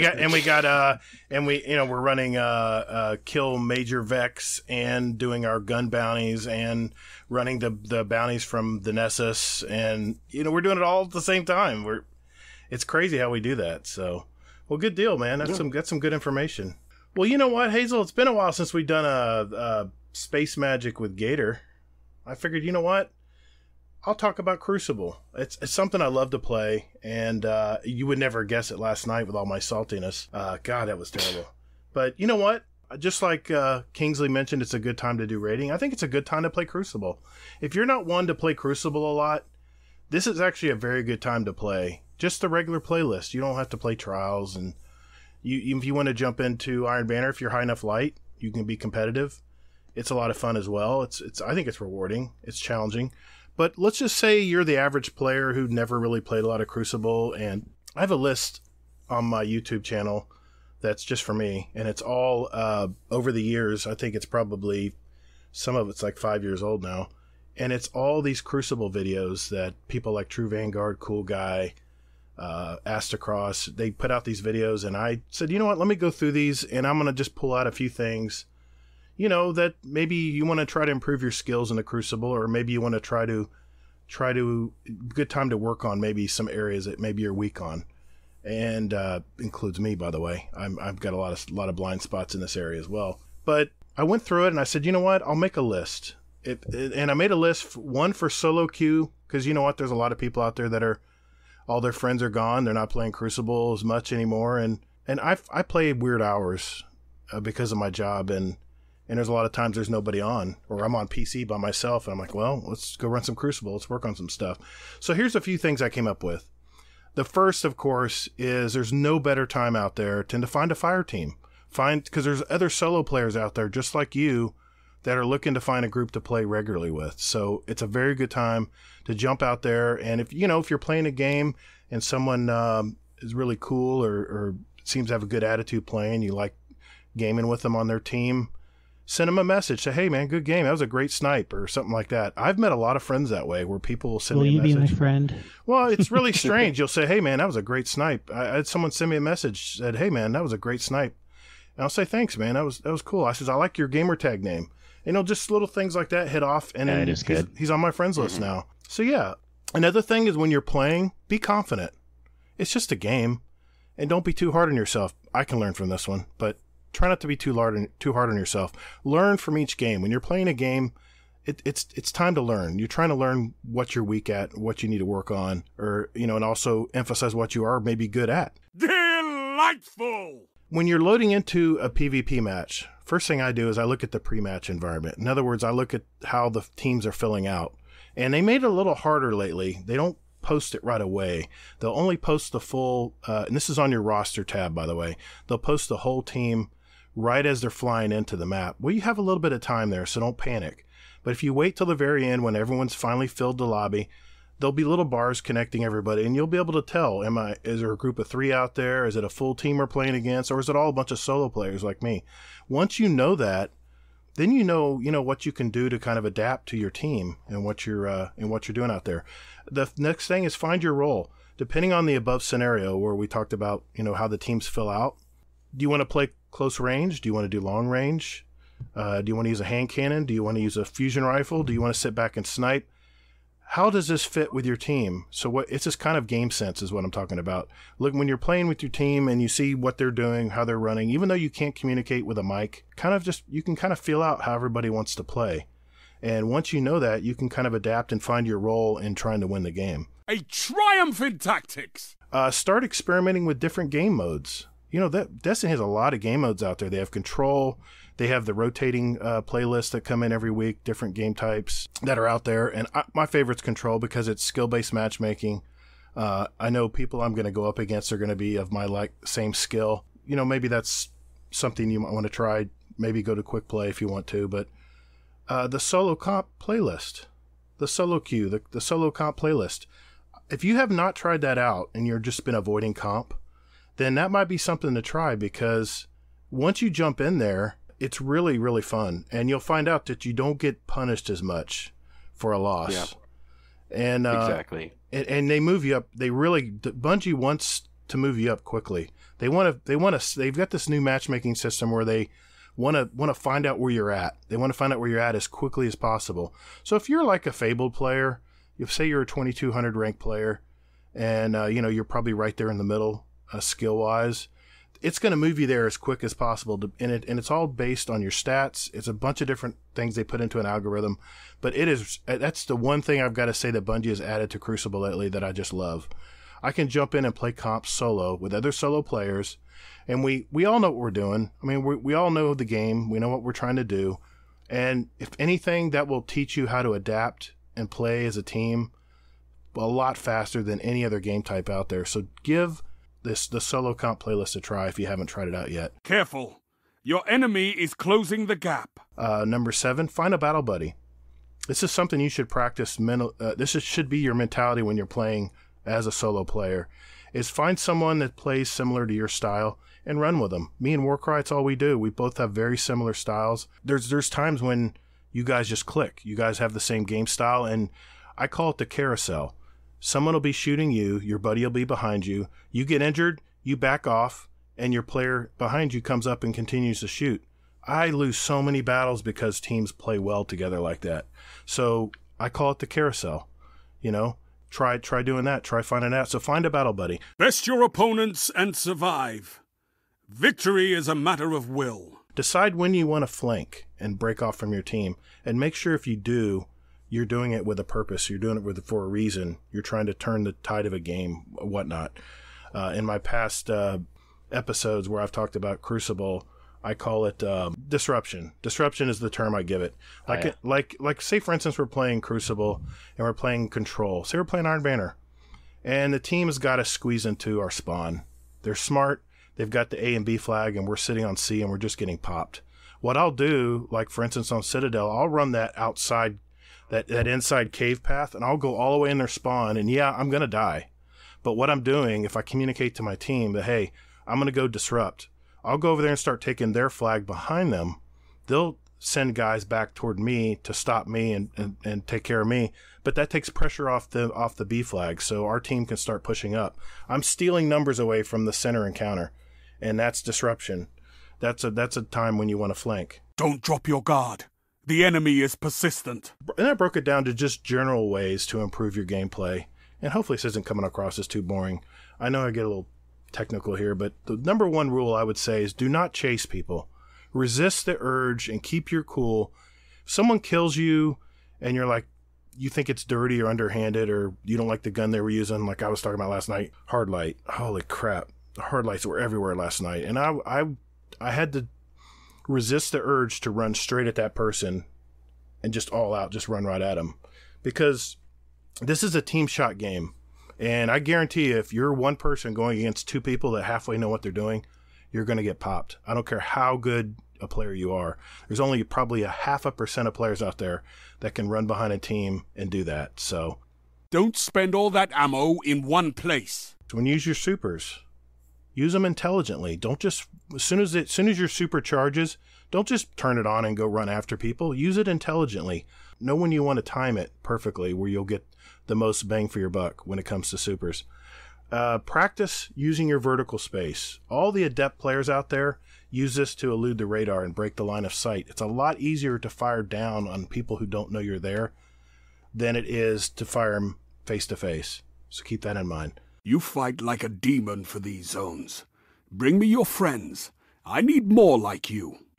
Practicing versus playing. This is one I really got to try to work on. This is where you go into a game called practice. You're working on one thing in your game that you're wanting to improve. And once you get that skill honed and you're getting better at that skill, say it's aiming, say it's gun skill, say it's aiming, pre-aiming, say it whatever it may be. Once you get a few games down and you're practicing and you've got it down, you think you've got it, then you go play. That's practice versus playing. That's when you put that new skill to work, and once you master it or you start improving at it, that's when you switch over and do that. Practice with better players. If you aren't challenged to play at your limits, how are you ever know where your weak spots are going to be? If you're going in there and you're just pub stomping people, you're just running over people because they're obviously not as good, you're not learning anything by that encounter. This is why the really good players like Cammy Cakes love a challenge. They love it when there's a challenging team on the other side. He wants to figure out how to beat them. It's like a chess game, and what he calls it is 3D chess. It's crazy high. It's crazy high skill, and that's what you want to aspire to. You want to play it as a chess game. Defeat is not surrender, Guardian. Be more decisive about the game situations. Be decisive when you're playing Crucible. Decide what you're going to do and execute it. Know your maps. Know the areas. You know, the one good thing about Crucible now is when you go into an area of a map, and I think it's a little part of the right corner of your screen, it will tell you what that area is called. That is something they added in the second part of Destiny 2. Learn those areas, because when you're playing in a high level, like Trials or Iron Banner, when your team knows the call out, you knows the area where you're, instead of saying, somewhere near C, there's some guys coming. And that doesn't really help. If you're, it helps, but it doesn't really help to the same degree as saying, okay, there's someone coming through the toilet bowl, and they're coming in with a super. That tells your team to back off. They know exactly where that area is. Like I said, it just helps things all together. Oh, I can't wait to see what you do with that. Okay, the final thing I want to say, and it's what I always say when I ever talk about Crucible, record and watch back your recent gameplay. If you don't know what you're doing wrong, how can you correct or improve what you're doing? For an example, play 3 games per night before you go to bed. That's 30 minutes, right? 10 minutes a game. record it via whether it's capture software on your PC or a capture card. You know, the consoles have all kinds of video captures. It's different for each console, but I know I can record up to an hour on PS4. I think it's a lot less on Xbox, but you still can record games. Before you go to bed, play those 3 games. Play back those 3 games that you played. That's an hour time, right? And then once you watch those games, be a armchair quarterback. Sit there and watch yourself play and go, oh, right there. Why on earth did I run into the B flag? Because if I didn't run into that B flag and waited for some of my team to spawn, we probably could have had a better chance of taking that B flag. So what I try to do is I keep either index cards or a little notebook or something, and I'll write it down. And then next time I go play again, I can look at that journal or log or whatever it is and say, yeah, I remember last time I was over pursuing the B flag on this map. So that's what I need to make sure I don't do. It says right here, wait for people to spawn in.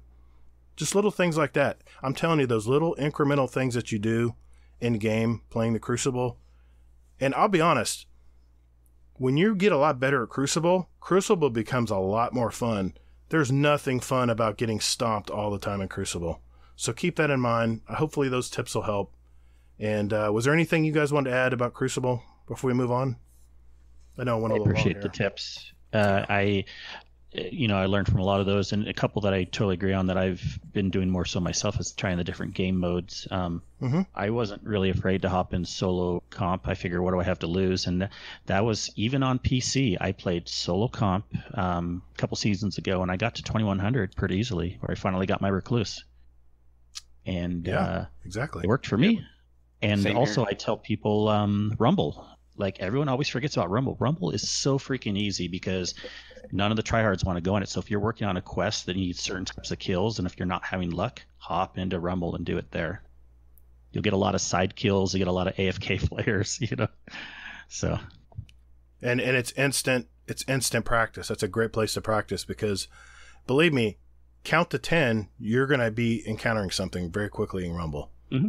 It's not a favorite game type of mine, but it is a great place to get, like I said, get your bounties done, or say you want to try using hand cannons. Your 1v1s, which you're going to get a lot of playing Rumble, just the best bang for your buck as far as time, because you're going to get so many reps in of using that hand cannon, whether it's a specific hand cannon or a specific role. You're going to get so many reps very quickly in a matter of probably 5 to 8 minutes. It's a very quick game using that hand cannon. So absolutely, Rumble's a great place to try and practice and improve your 1v1s. There's so many things you could practice in Rumble. So I think I've talked enough. Anybody else have anything to say? All right, let's move on. I thought we got some Discord questions out there from, I think, both Discords. This is going to be interesting. Let's turn to that right after this.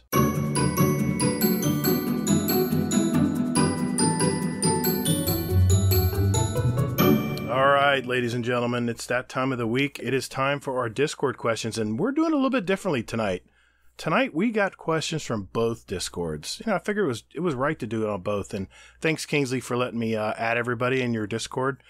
That had to be annoying. I apologize if that annoyed some people, but, I wanted to see if your Discord had questions, and apparently they did. So, but we're going to start with our Discord, and Hazel, why don't you pull up the basket, and it puts the lotion in the basket. No, go ahead and look into the basket and grab a question. Why don't you start it out?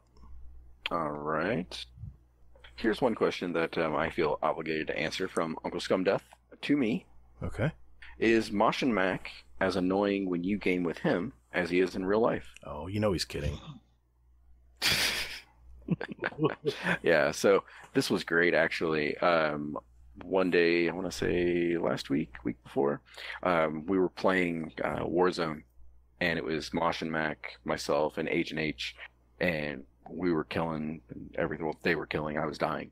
And then what happened was, like, they rezzed me, so I landed, and then they were like, all right, get in the Jeep. So there was 4 of us, and the 4th guy, I think his name was Pierce, I believe. He jumped in too, so we were all 4 in the Jeep. We made it like 5 feet, and then somebody blew up C4 that was stuck on the Jeep, and we didn't know it. And we were all just sort of stunned, and there was like silence for like 3 to 4 seconds.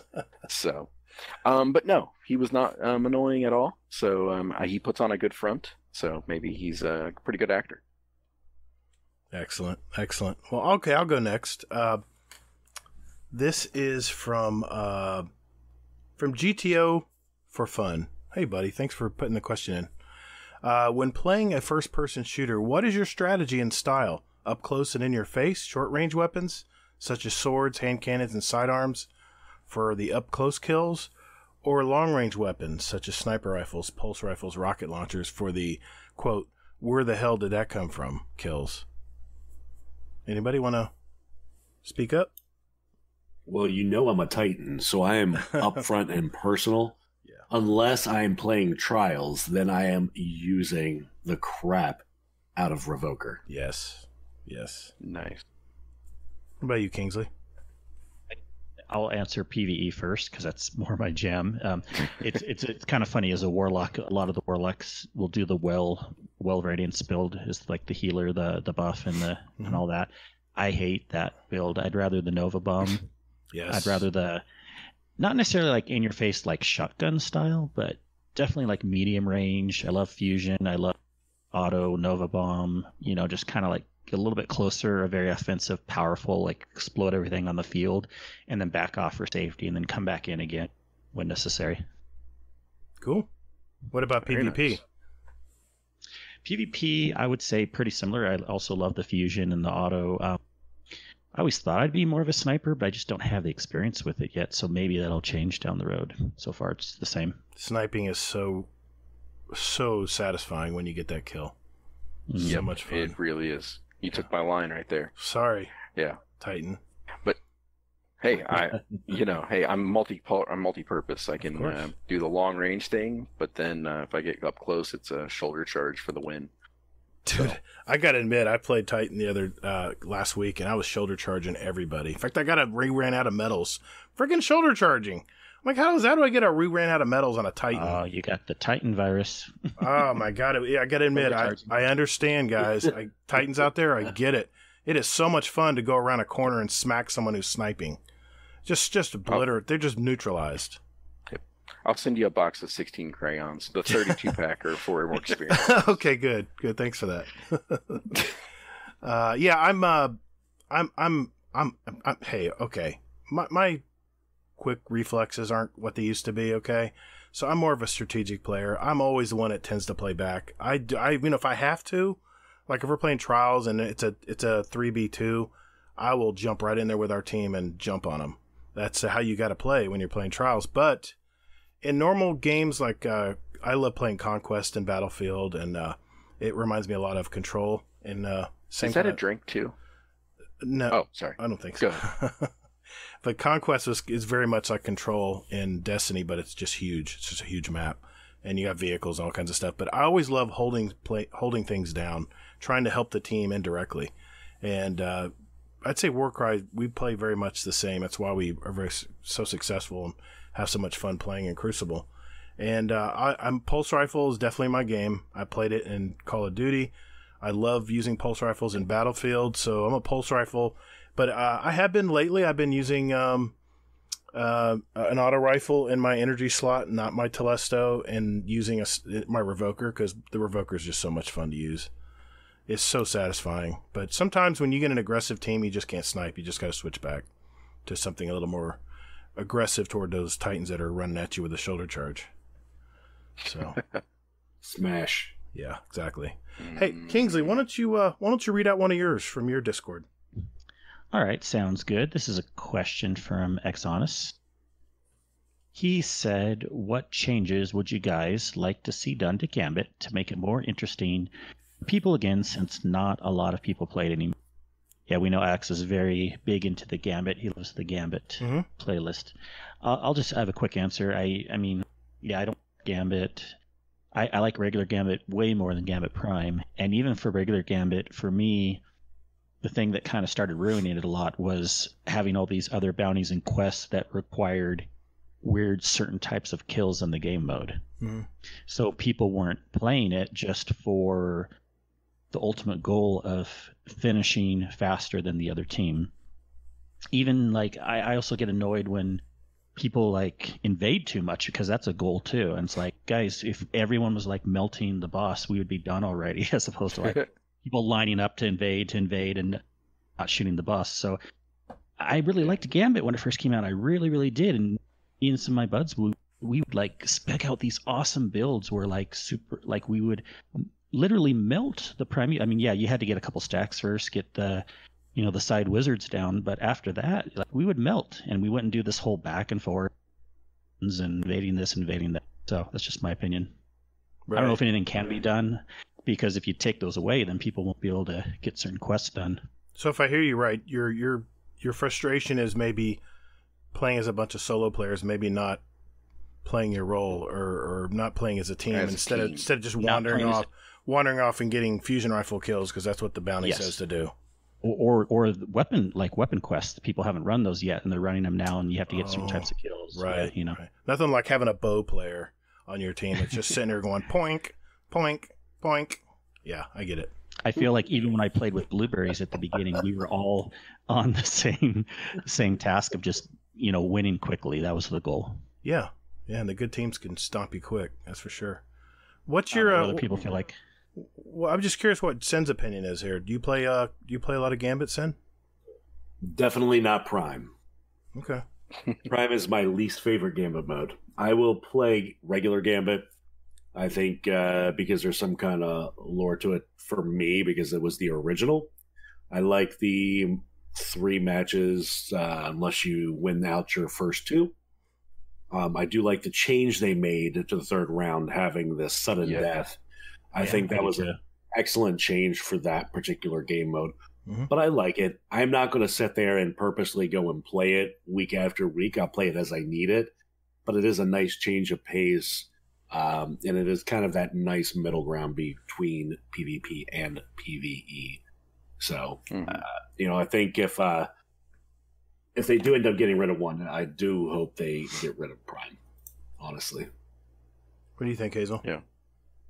So, we were playing, you were playing Gambit last on Tuesday during, I think, for Reset or Wednesday. Yeah. With Jealous. Yeah, we're trying to get our clan Engram. Yeah. And I'll be honest with you guys, when I was trying to level up, I had only my Pinnacle stuff to do, and then my Gambit matches. Okay. I was like, no, fuck Gambit. I'm not doing it. I just can't do it. There's just something about Gambit that I just don't like. And then when I was playing with Jealous and you, Gator, it dawned on me what it is. It's the simple fact that it's not rewarding enough for the time that you spend with it. Okay. Because you don't get... I mean, you get more loot from doing Crucible. Yeah. You get like maybe 3 to 4 drops per Crucible match. Mm-hmm. And you maybe get, maybe 1 drop per Gambit match, maybe? 2? Not counting like the random purples that drop and things like that. Honestly, I don't pay attention to that part. And I don't think I answered Axe's question, but I do agree with you, Hazelnut. It is not very rewarding. The only reason really to go in there is the Pinnacles right now, but there's really no reward from it directly that makes it worth going and grinding. Wait, what Pinnacles? There's Pinnacles? Yeah, what Pinnacles?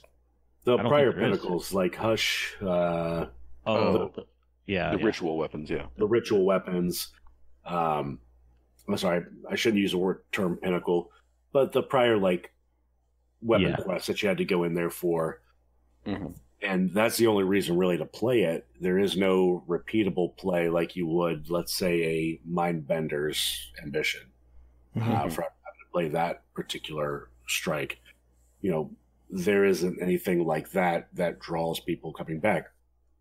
Granted, Bygones was at that point for a while, but now with the meta the way it is, especially in Crucible, there is really no reason to use that. I don't think I very rarely see pulse rifles show up.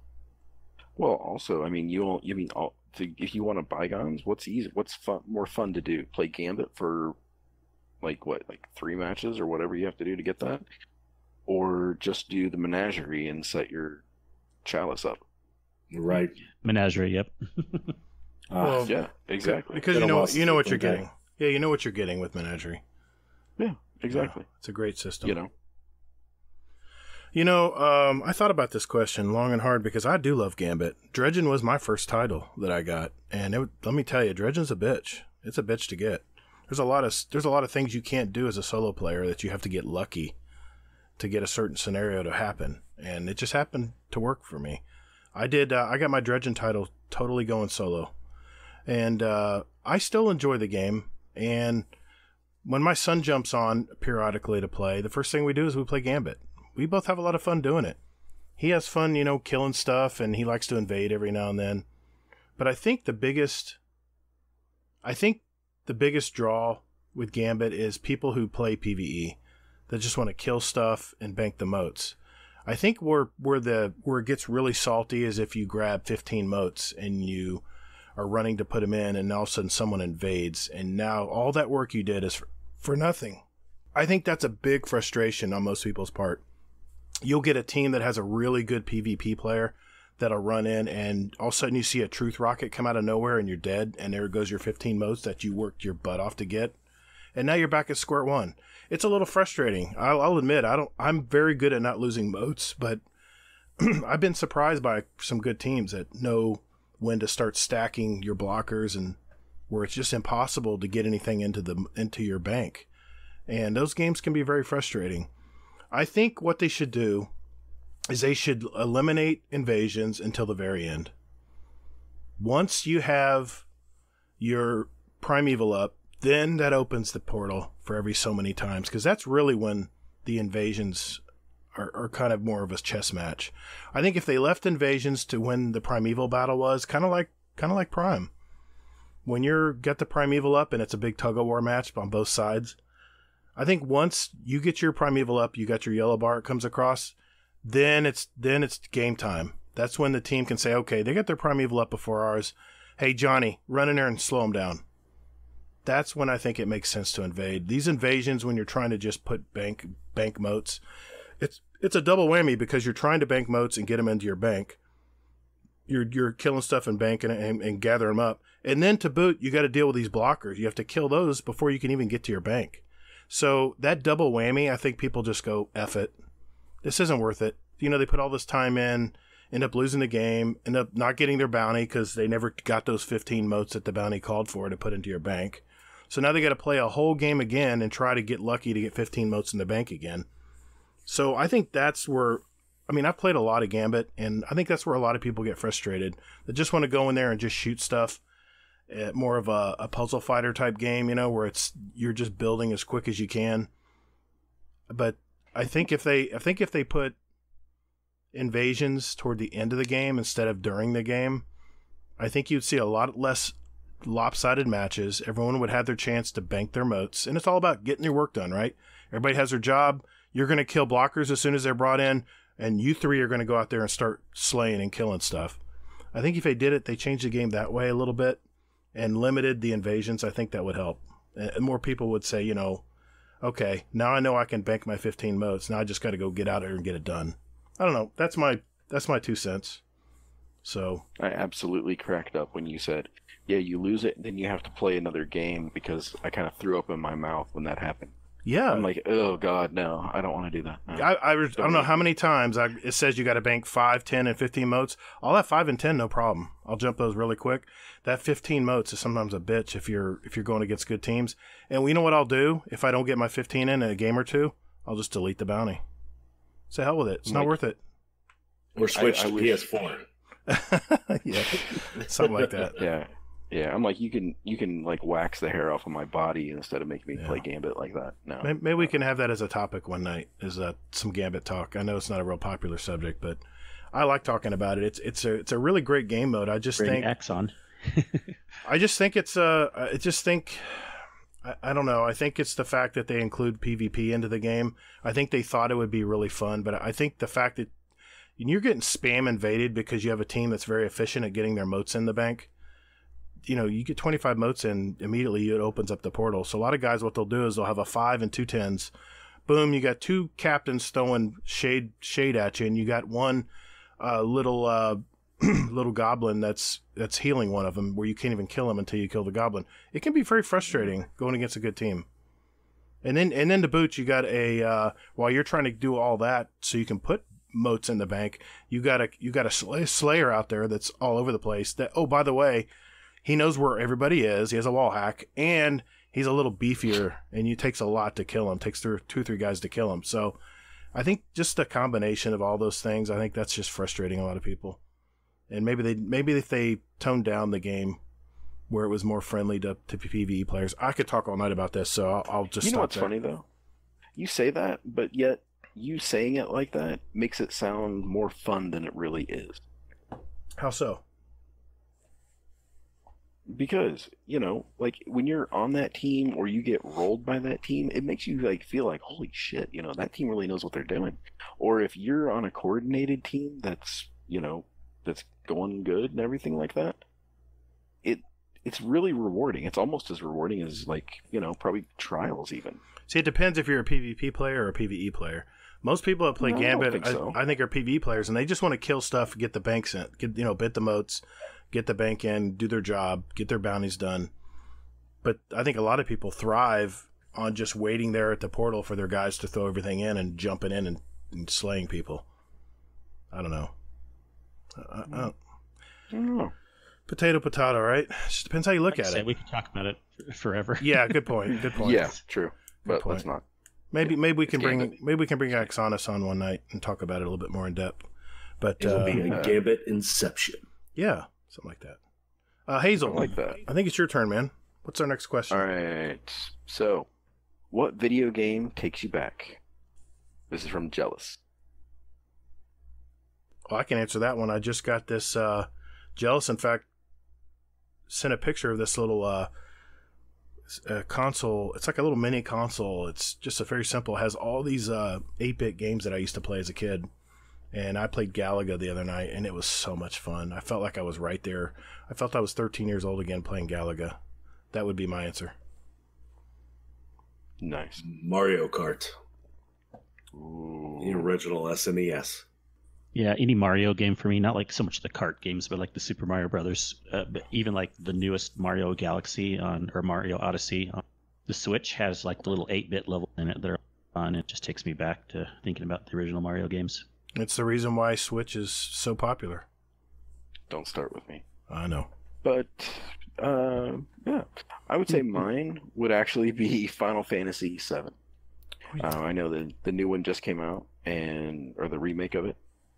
Because I still remember, like, I was up late and playing it, and I was getting stuck at a boss, like in some pyramid. I remember that. Mm-hmm.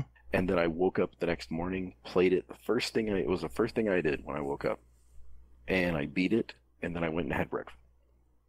Mm-hmm. Nice. So I can't wait to play the remake.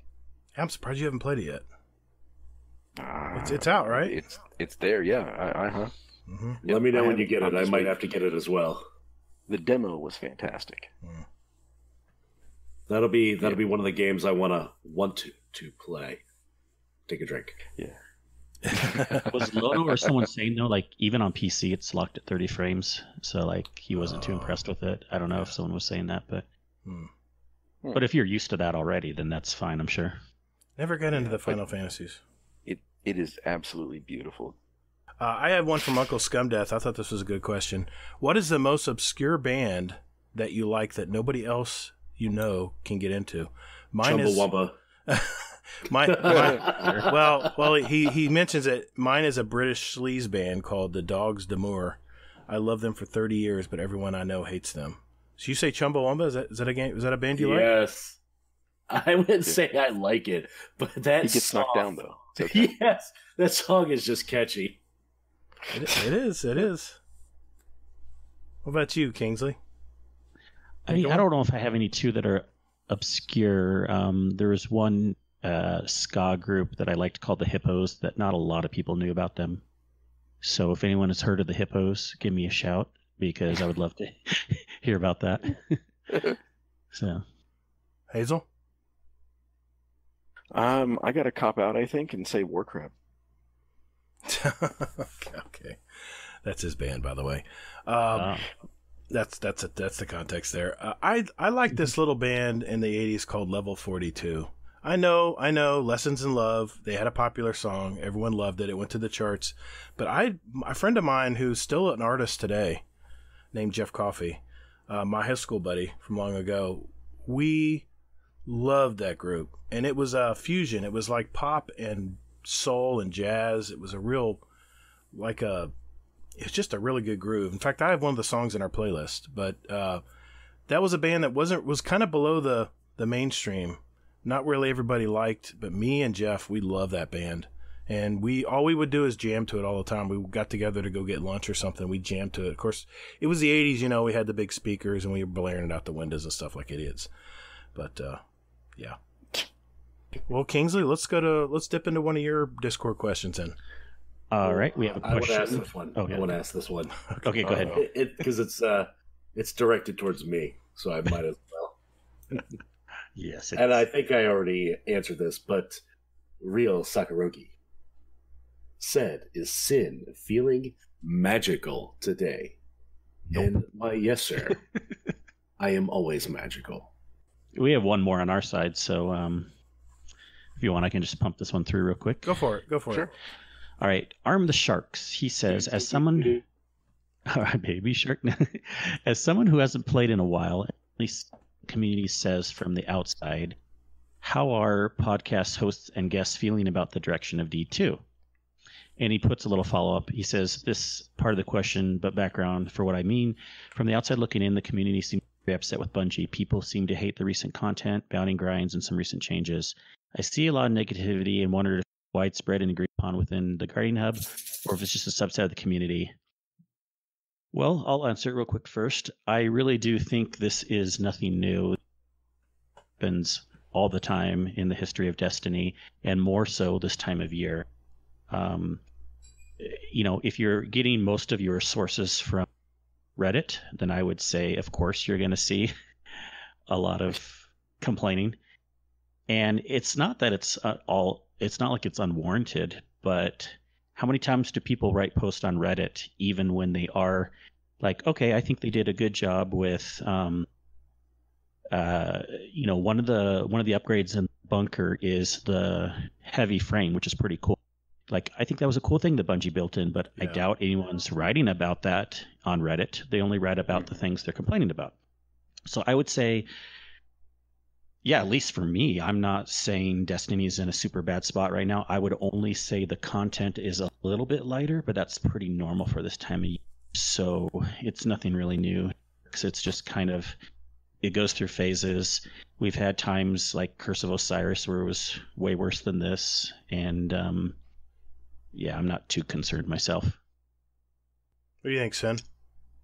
I think, because I know you all mentioned, and we talked about this a little bit on our podcast last week or the week before, about some streamers taking a break and playing some other stuff, salty about trials and whatnot. I think there is I think there's a lot of people salty and a lot of people negative, and that's going to be a small majority of it. I think a lot of us are overly positive and still on board with the way the game is going. You have to remember, there's a lot of the streamers that play this game 8-10 hours a day, day in and day out. Exactly. I don't have that time. This is not my full-time job. This is none of our full-time jobs. We play it in moderation, probably the way it's meant to really be consumed, outside of the few hardcore players. But, I think the game is going in an awesome direction. I think where we're going to end up over next season and going into next year, I think it's going to be I think we're going to be surprised how the game ends up. I think we're going to be surprised where we end up at when this is all said and done. Mm-hmm. So, also, Sharks, my favorite pie. We'll go with apple tonight. Yes, I didn't read that part yet, but that was a follow-up question. Very nice. Very nice. I did see it. I did see it. Thanks for bringing that up. Hazel, what's your 2 cents, man? What do you think? I mean, you're kind of more in the middle here. Well, yeah, exactly. And I mean, it's like Kingsley said. I mean, this is the lightest. I mean, it's always been light at this time of year. So, I mean, I remember taking off like maybe 2 years ago during this time and playing something else. Maybe 3 years ago. And playing something else for a while and then I came back. I mean, it's just one of those things. So, I think that again, though, I think that people that are playing the game right now aren't, or not right now, but just the people that are saying those things that there's not enough to do and this and that and the other thing, that they're not necessarily the people that the game is maybe designed for. So I think it's just that. And I think it's that coupled with the whole power piece. And then it's, I don't know. It's Destiny. If you want to play it, play it. If not, don't. There you go. Okay. There's always things worth bringing up, like concerns and things we think should be better.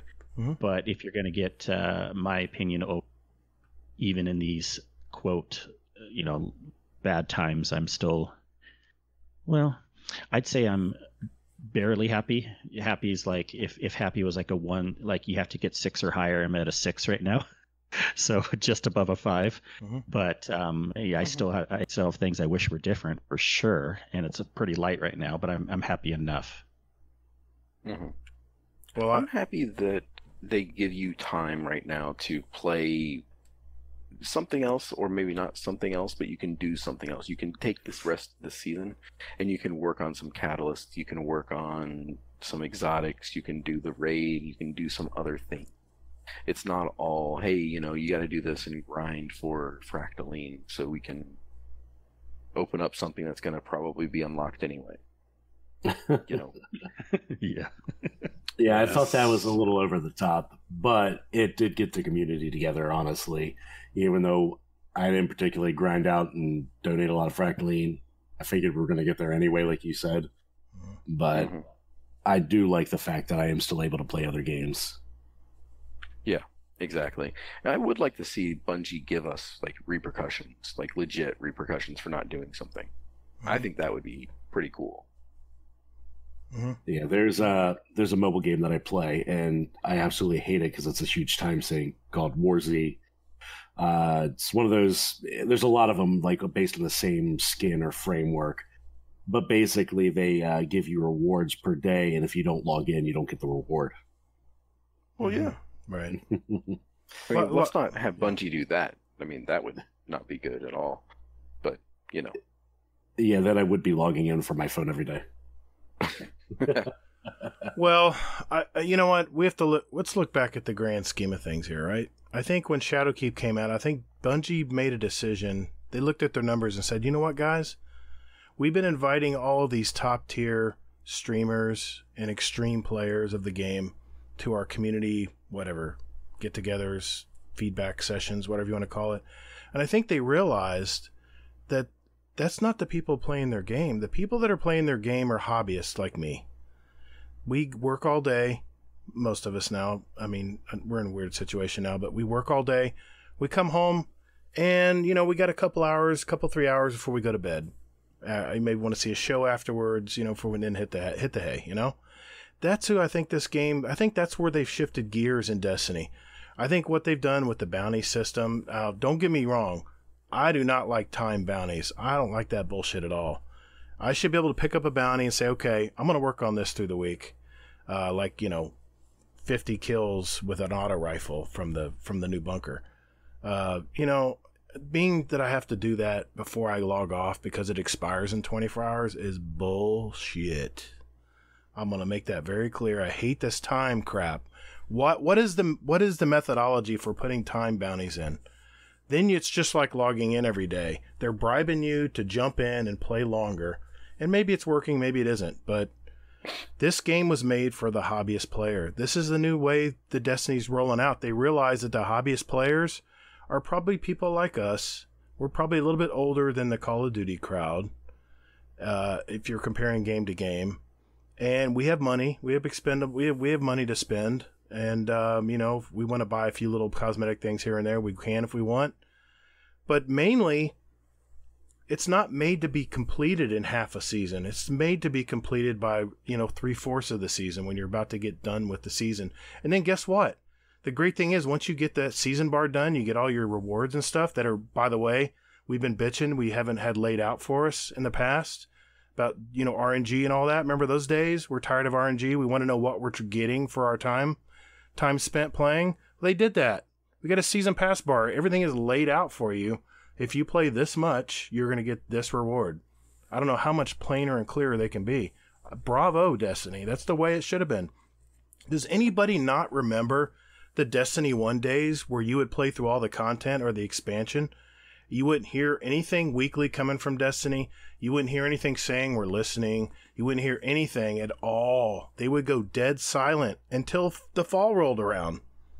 And you'd be like, I can't run around I can't run around the EDZ any longer. There's just really nothing to do. You really just start to, even for the hobby player, there was nothing to do. Thank God now that they have seasons, that they roll out slowly the content and they drip feed it to you. So the people who come home after work and jump on and want to play say, okay, I'm at level 90 on the season pass. Tonight I want to be on 95 before I log off. So let's grab some bounties. Let's go get this done. And yeah, there's a lot of areas that are probably overused and people don't want to play anymore, but it's human nature. Sin, when someone goes and buys that new Volkswagen, what happens in about a year? People are coming back wanting to buy another new one, right? It's human nature. Even if you buy a beautiful Volkswagen Passat. I'll tell you, even this past week, we've had 2 sets of customers buy 2 cars. There, exactly my point. So sometimes we're not even waiting a year.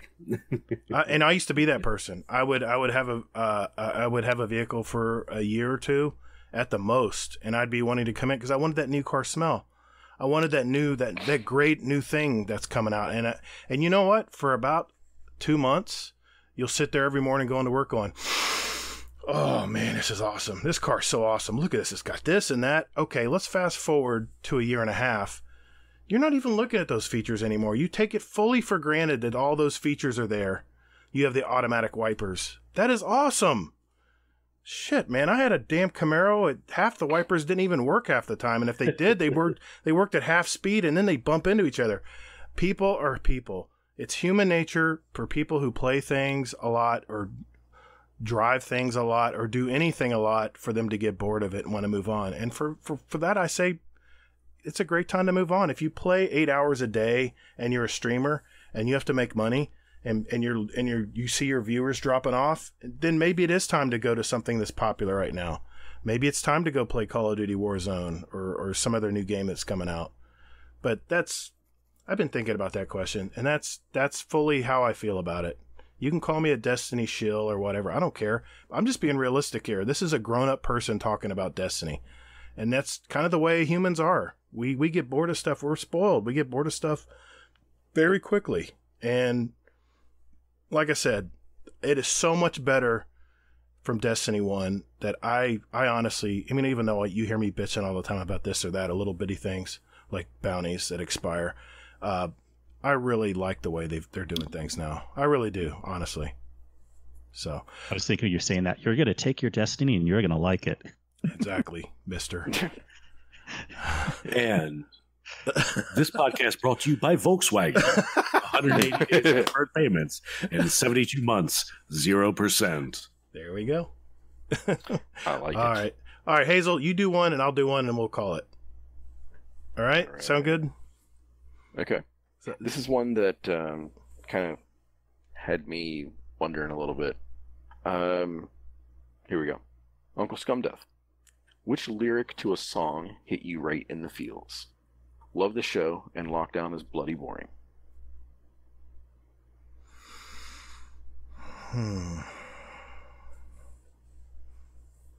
Anybody got an answer for this?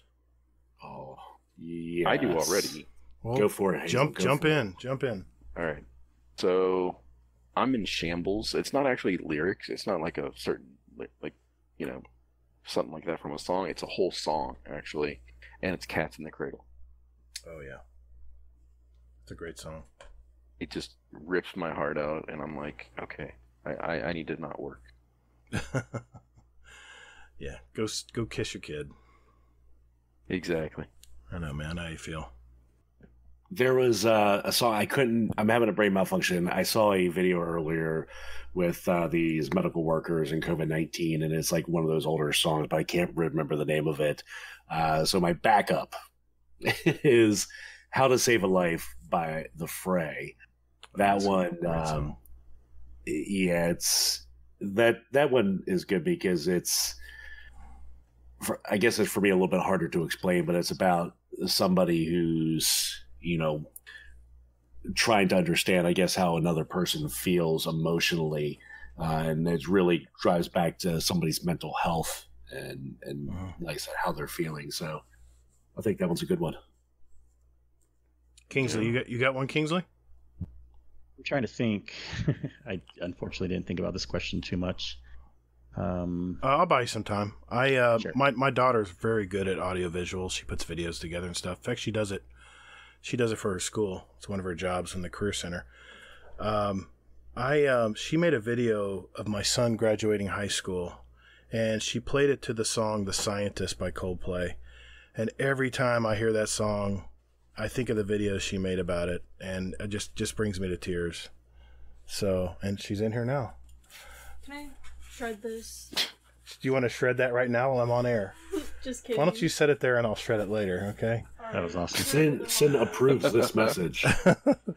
But yeah, that's The Scientist. I mean, every time I think of that song, it brings me back. And it was she took video excerpts of my son growing up from since he was a baby. There would be scenes where we would be, playing on the sofa and wrestling around, and all the way up to his adult years, and just so well done. I wanted to do one for her graduation, but Dad sucks at videos. So, Scientist by Coldplay. It's a great song. All right, Kingsley, I bought you lots of time, man. I know. I still don't have a great answer. I mean, I don't actually from Titanic. I don't actually love this song necessarily, and it seems like a cheesy answer.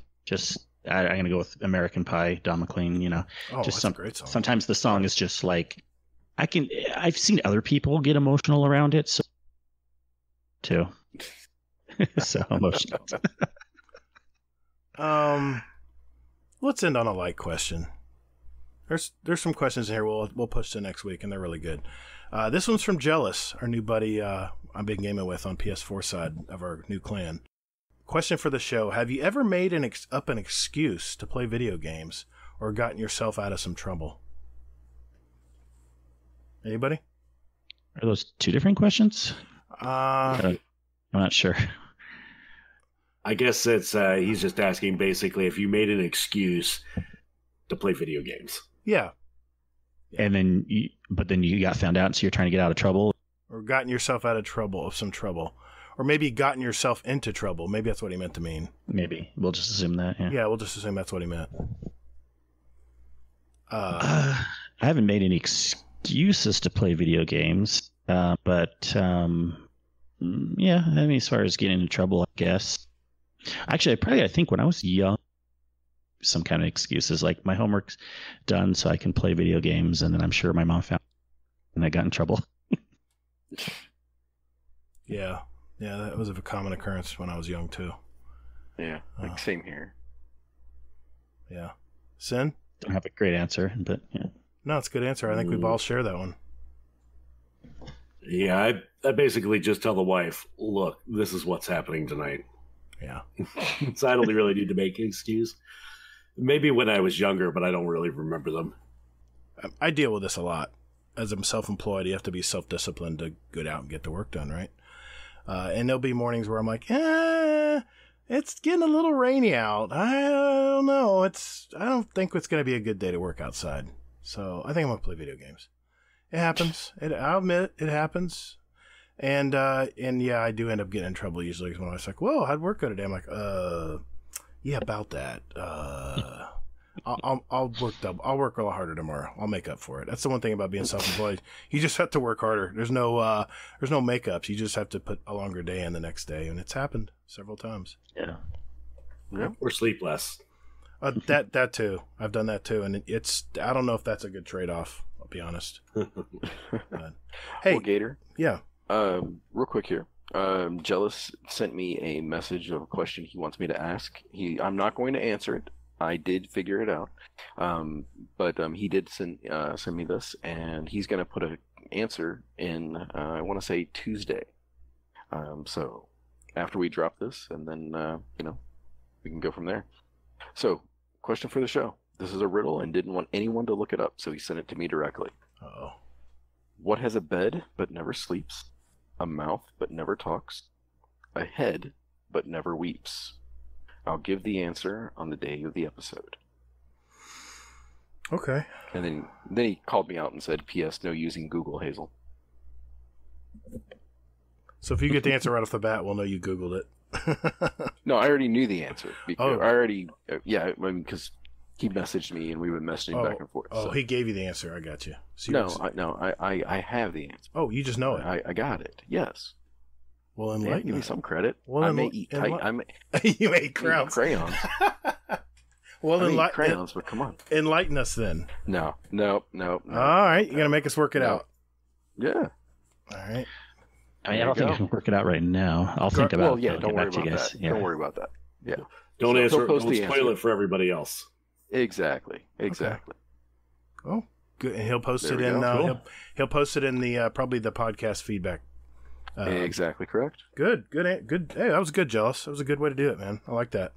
Good deal. Well, hey, thanks everybody. Thanks for putting those questions in. We really do appreciate you putting them in. It really makes our show, and we all look forward to those questions every week. And if we didn't get to your question tonight, and there's a few there, we'll definitely get to them next week. So thank you very much for doing that. You know what it is time for? It is time for us to pick our songs. This is our a little representation of what each of us like to listen to here. And even though Sin, you were just here and just added songs, you get to add them again, buddy. I mean, that's a rare occurrence. So I'm gonna. This is for our Guardian Down cast playlist on Spotify, and it's now on iTunes for all you Apple guys out there like me. I'm gonna post special links in our show notes if you want to follow these playlists and kind of see what we like to listen to.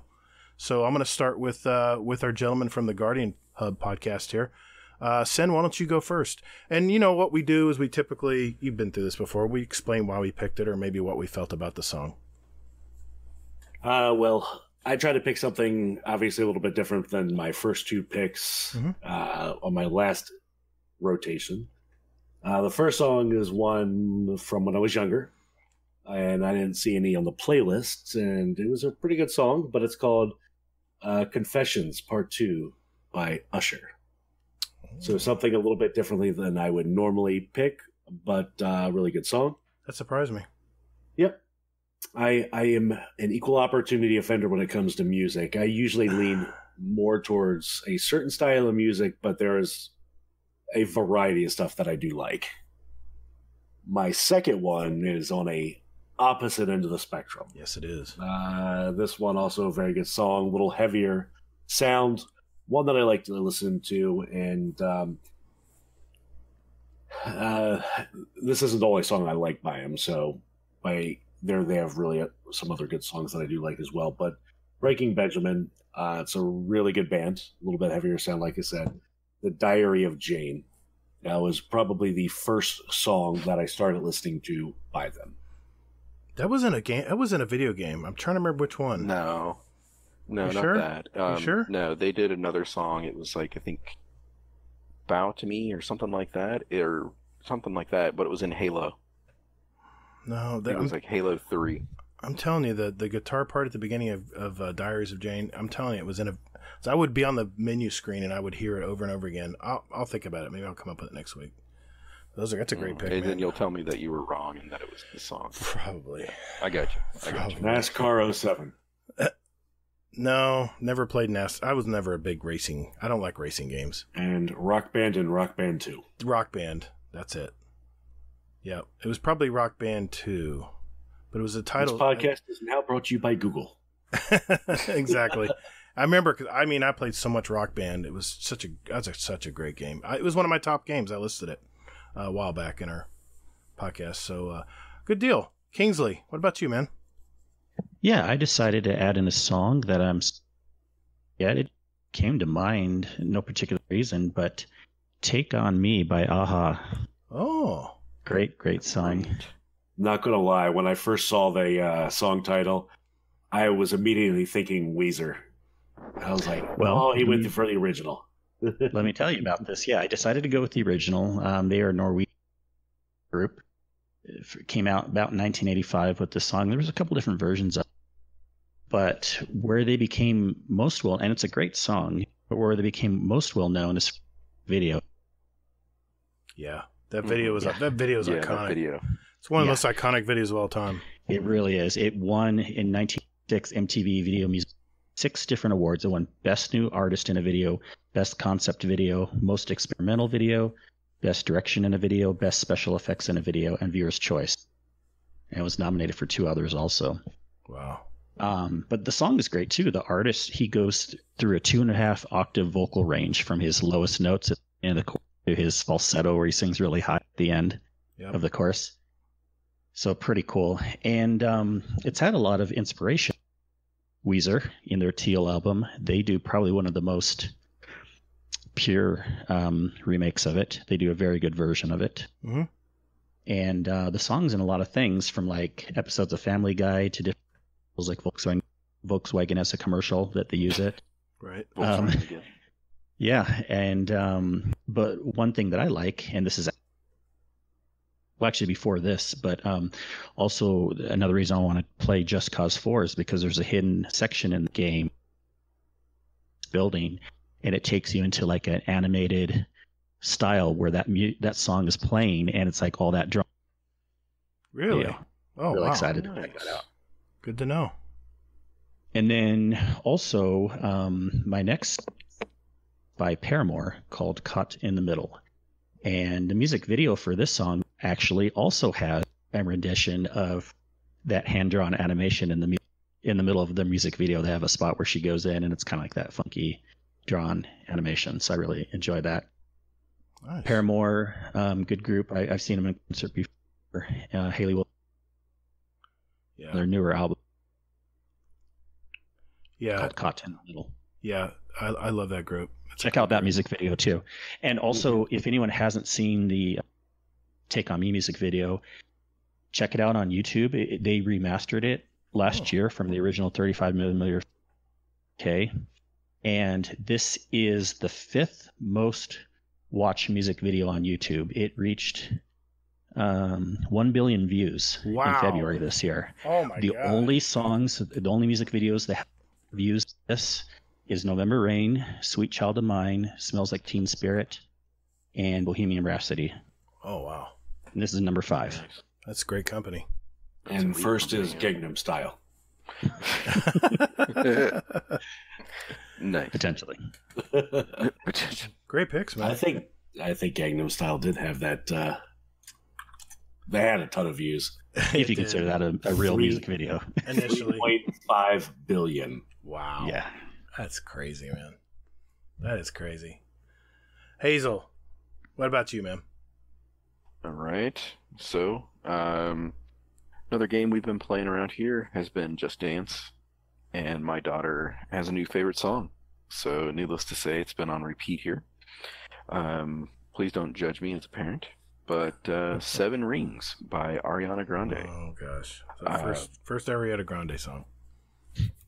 Yes. Sin's happy. I am happy. Secretly, I do listen to Ariana Grande. Not all of the songs, but that is part of my, I guess, well-rounded part of what I listen to. Mm-hmm. That pop culture. Yeah, and it's a half-decent song, too. I mean, my favorite thing is when she says, she like lists like all these things, and she says ATM machines, and she says that she buys just a couple of her favorite things, and she includes like ATM machines as something she buys. I'm like, I like that a lot. That's a great line there.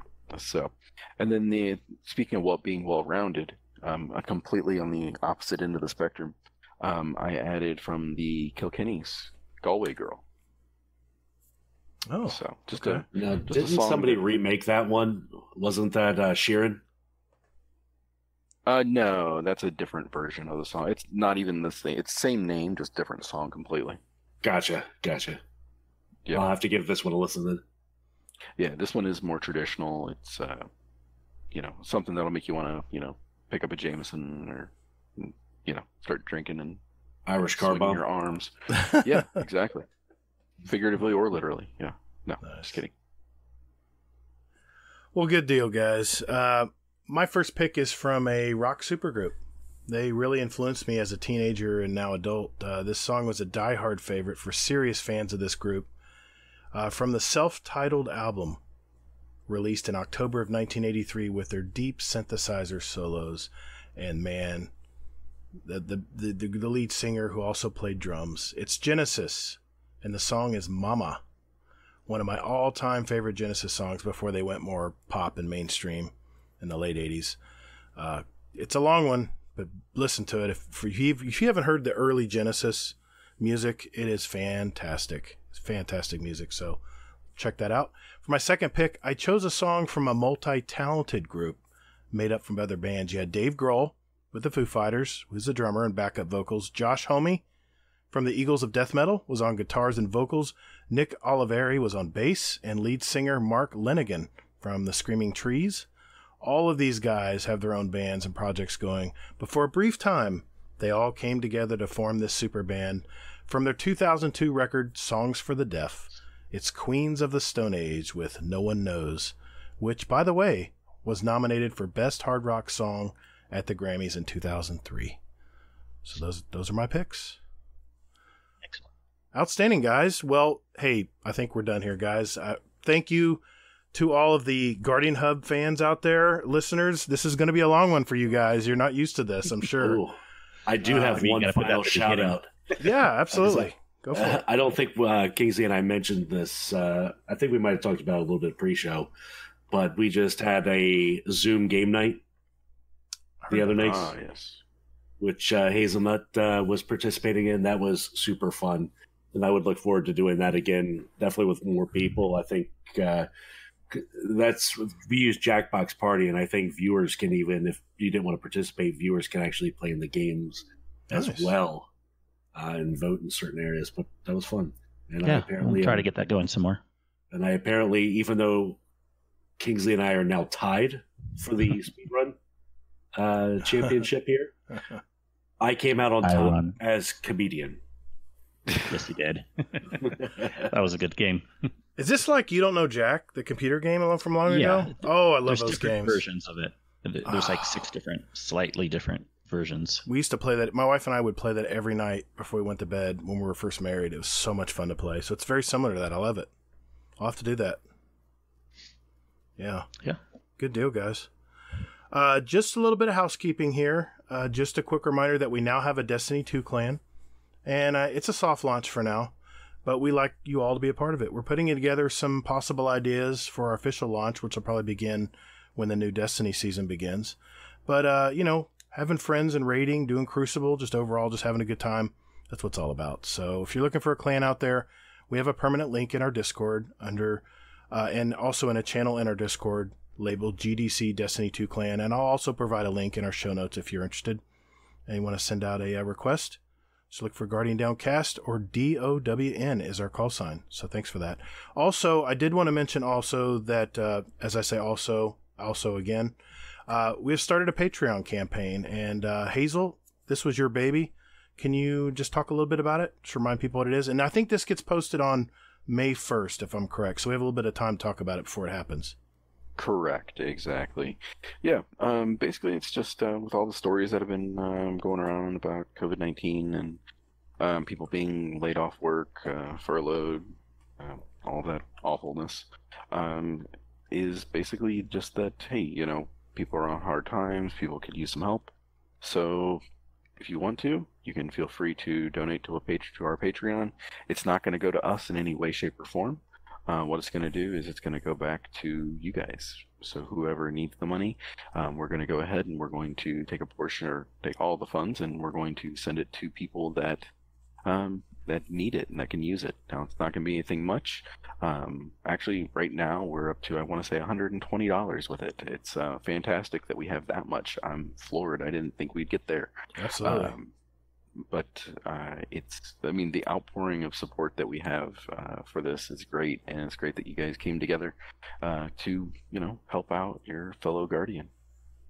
Yeah, to boot, me and Hazel both donated ourselves, even though it's our campaign. So, well, yeah, I donated mainly because I wanted to see how it worked, and I wanted to make sure that it wasn't going to be like a recurring monthly thing, and it's not. So that's the other thing. It's just a one-time donation, and then from there you don't have to worry about anything from there. Yep. Because I'm going to shut it down after that. Yep, and it's till the end of the month, guys. So if you do want to pitch in, even $1, every bit's going to go to somebody who needs it. So, exactly. Yeah, thanks Hazel for putting this together. It was a great idea. You come up with a lot of good ideas, man. I might have to keep you on for season 3, maybe. We'll see here. Maybe crayons aren't that bad to eat. They may not, maybe not. Maybe not. I may be looking at Titans a different way now. I don't know. Hey, everyone, do us one little favor out there. If you do listen to us, and yes, our podcast tends to go long, but do us a favor. And if you like what you hear and you think you know somebody who might like it as well, whether a Destiny fan or entertainment fan, hit that share button and let one person know about our podcast. That's really the only way we can grow. So thank you for that in advance. Speaking of podcast, Mr. Sin, Mr. Kingsley Mack, do you guys want to mention about your podcast, maybe where people can reach you if they want to? Yeah. I'll just, we have a clan, also a Discord. I recommend anyone who's listening to this join both our Discords. Guardian Down is a great Discord. Guardian Hub is a great Discord. And, other than that, our podcast, if you haven't found it yet, easily found through our website, theguardian.com. And we also have our Twitter page. It's named The Guardian Hub. And that's really the main housekeeping we have for our podcast shout-outs, other than personal shout-outs. So I don't know if you wanted to do that right now. Yeah, the podcast can be found on any app of choice. Podcast listening. You know what? It really can. And I did actually want to bring up, when you're talking about YouTube, we don't have like cool videos to go with it yet, but we do auto post to YouTube with just the little name of the podcast. So if people really like YouTube into it, they can cast through there also. Right. And everywhere else, like what Sin mentioned. And don't forget, it is the best hub on the net. I'm going to record that soundbite. That's going to be another soundbite. I got to get. That's an awesome saying, man. I always come in every morning and I say, "Good morning, Hub." It's awesome, man. I love it. Now, did you see the Nolsey, the Guardian Hub, the teaser pic that Nolsey made? Yeah. No, I didn't see it. I love that. I loved it. Although I don't get the reference too much, but sure. Well, I don't know. I mean, the reference, they do have some free months available now during the pandemic. So. Oh yeah. Very cool.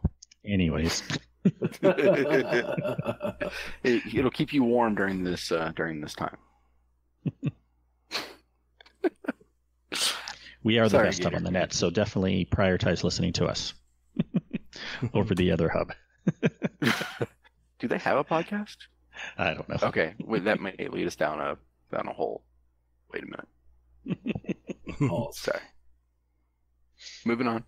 Did you guys want to mention your your Twitters and all that good stuff? Oh yeah, sure. Go ahead, Sin. You can go first. Alrighty. You can find me over on twitch.tv/SinMedia, typically where I stream once per week, and over on Twitter at Sin_media. Kingsley, start to take our portion out of the Guardian Down Hubcast. Hubcast podcast? No, that was perfect. Podcast. That was, he said no, Yes, the Guardian Hub, the Guardian Down Hubcast. I love it. The Guardian Down Hubcast, yes. You can find me as Kingsley Mack on PlayStation, on on Steam, on Twitch. I stream occasionally, most of Twitter though, MC. And that is it for us. Very cool. Very cool. Hazel, where can everybody find you, fine sir? Oh boy, it's really complicated. It's Hazel NT everywhere. No underscores? Oh, damn it. No X's, no 420s. Don't talk about 420. It's coming up soon. 69. Yeah, none of that. They were all taken, so I just had to go something lame like Hazel man. Damn it. You can contact me via the Twitter at Todd the Gator, and that's GATR, by the way. You can also find me on YouTube, Steam, and PS4 as Gator, all caps, GATR, underscores in between, and Gator space GDC on Xbox. You can find our podcast on iTunes, Spotify, Google Play, Podbean, Stitcher, and my favorite right now is Pocket Cast. Anywhere you get your podcast, you should be able to find us there. Just search for Guardian Downcast. And I'm such a stat nerd. I just found out, Hazel, we got a new country that's listening to us now. South Korea. We see you, South Korea. Sorry, I'm such a stat nerd. You can also email us at guardiandowncast@gmail.com. And we're on Twitter at Guardian_D_cast for show questions or whatever you want to like to convey to us. We have a fantastic Discord as well. Actually, both these Discords are very awesome. I'm very active in both of them. Just search for Guardian Downcast, and I'll post a link in our show notes as well. And I got one little surprise for you guys before we go. Ooh. Uncle Scum Death's Corner. Yes. He left us a little audio blurb. And I think, during these times, I think it's just nice to hear a good friend. So, Mr. Scumdeath, without further ado, let's hear it. Hello, and welcome to Scumdeath's Lockdown Corner. I know we're all going a bit mental because of this lockdown stuff, but I've seen it all today. My missus' daughter is a grade A student, A stars all the way through university so far. She's doing really well. She's a genius. She learnt Spanish in 3 months. She knows 3 languages. She's an absolute genius. But she cooked eggs today, and I found the eggshells in the recycling bin. So I took it up to her and I said, "Did you cook eggs today?" She's like, "Yeah." "Do you think the fucking shells are recyclable?" She's like, I don't know." What? You're a genius and you don't know that organic stuff, it's not bloody recyclable.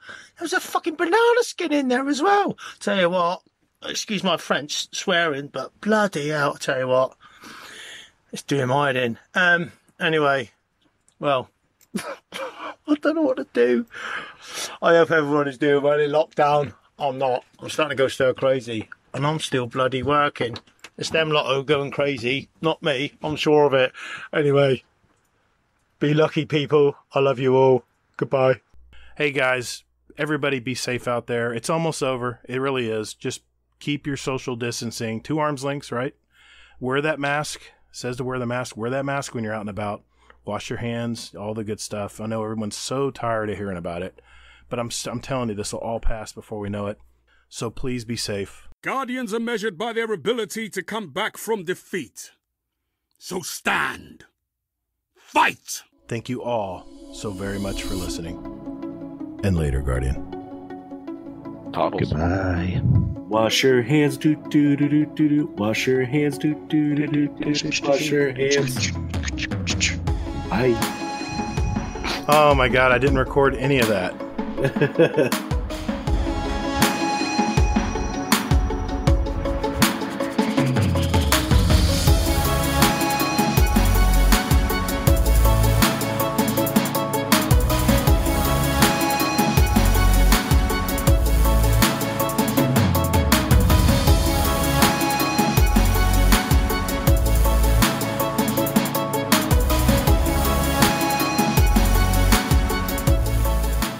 Here we go.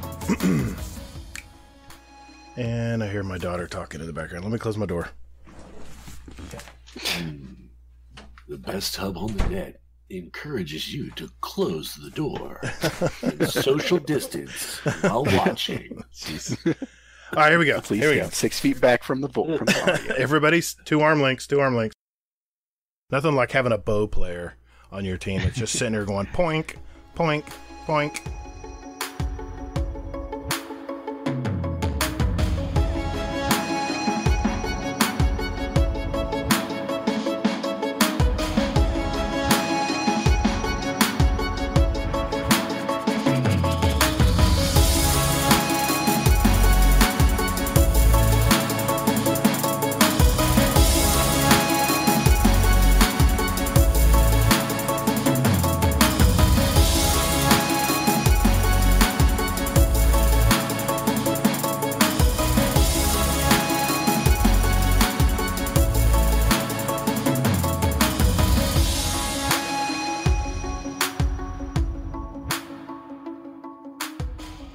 And don't forget, it is the best hub on the net.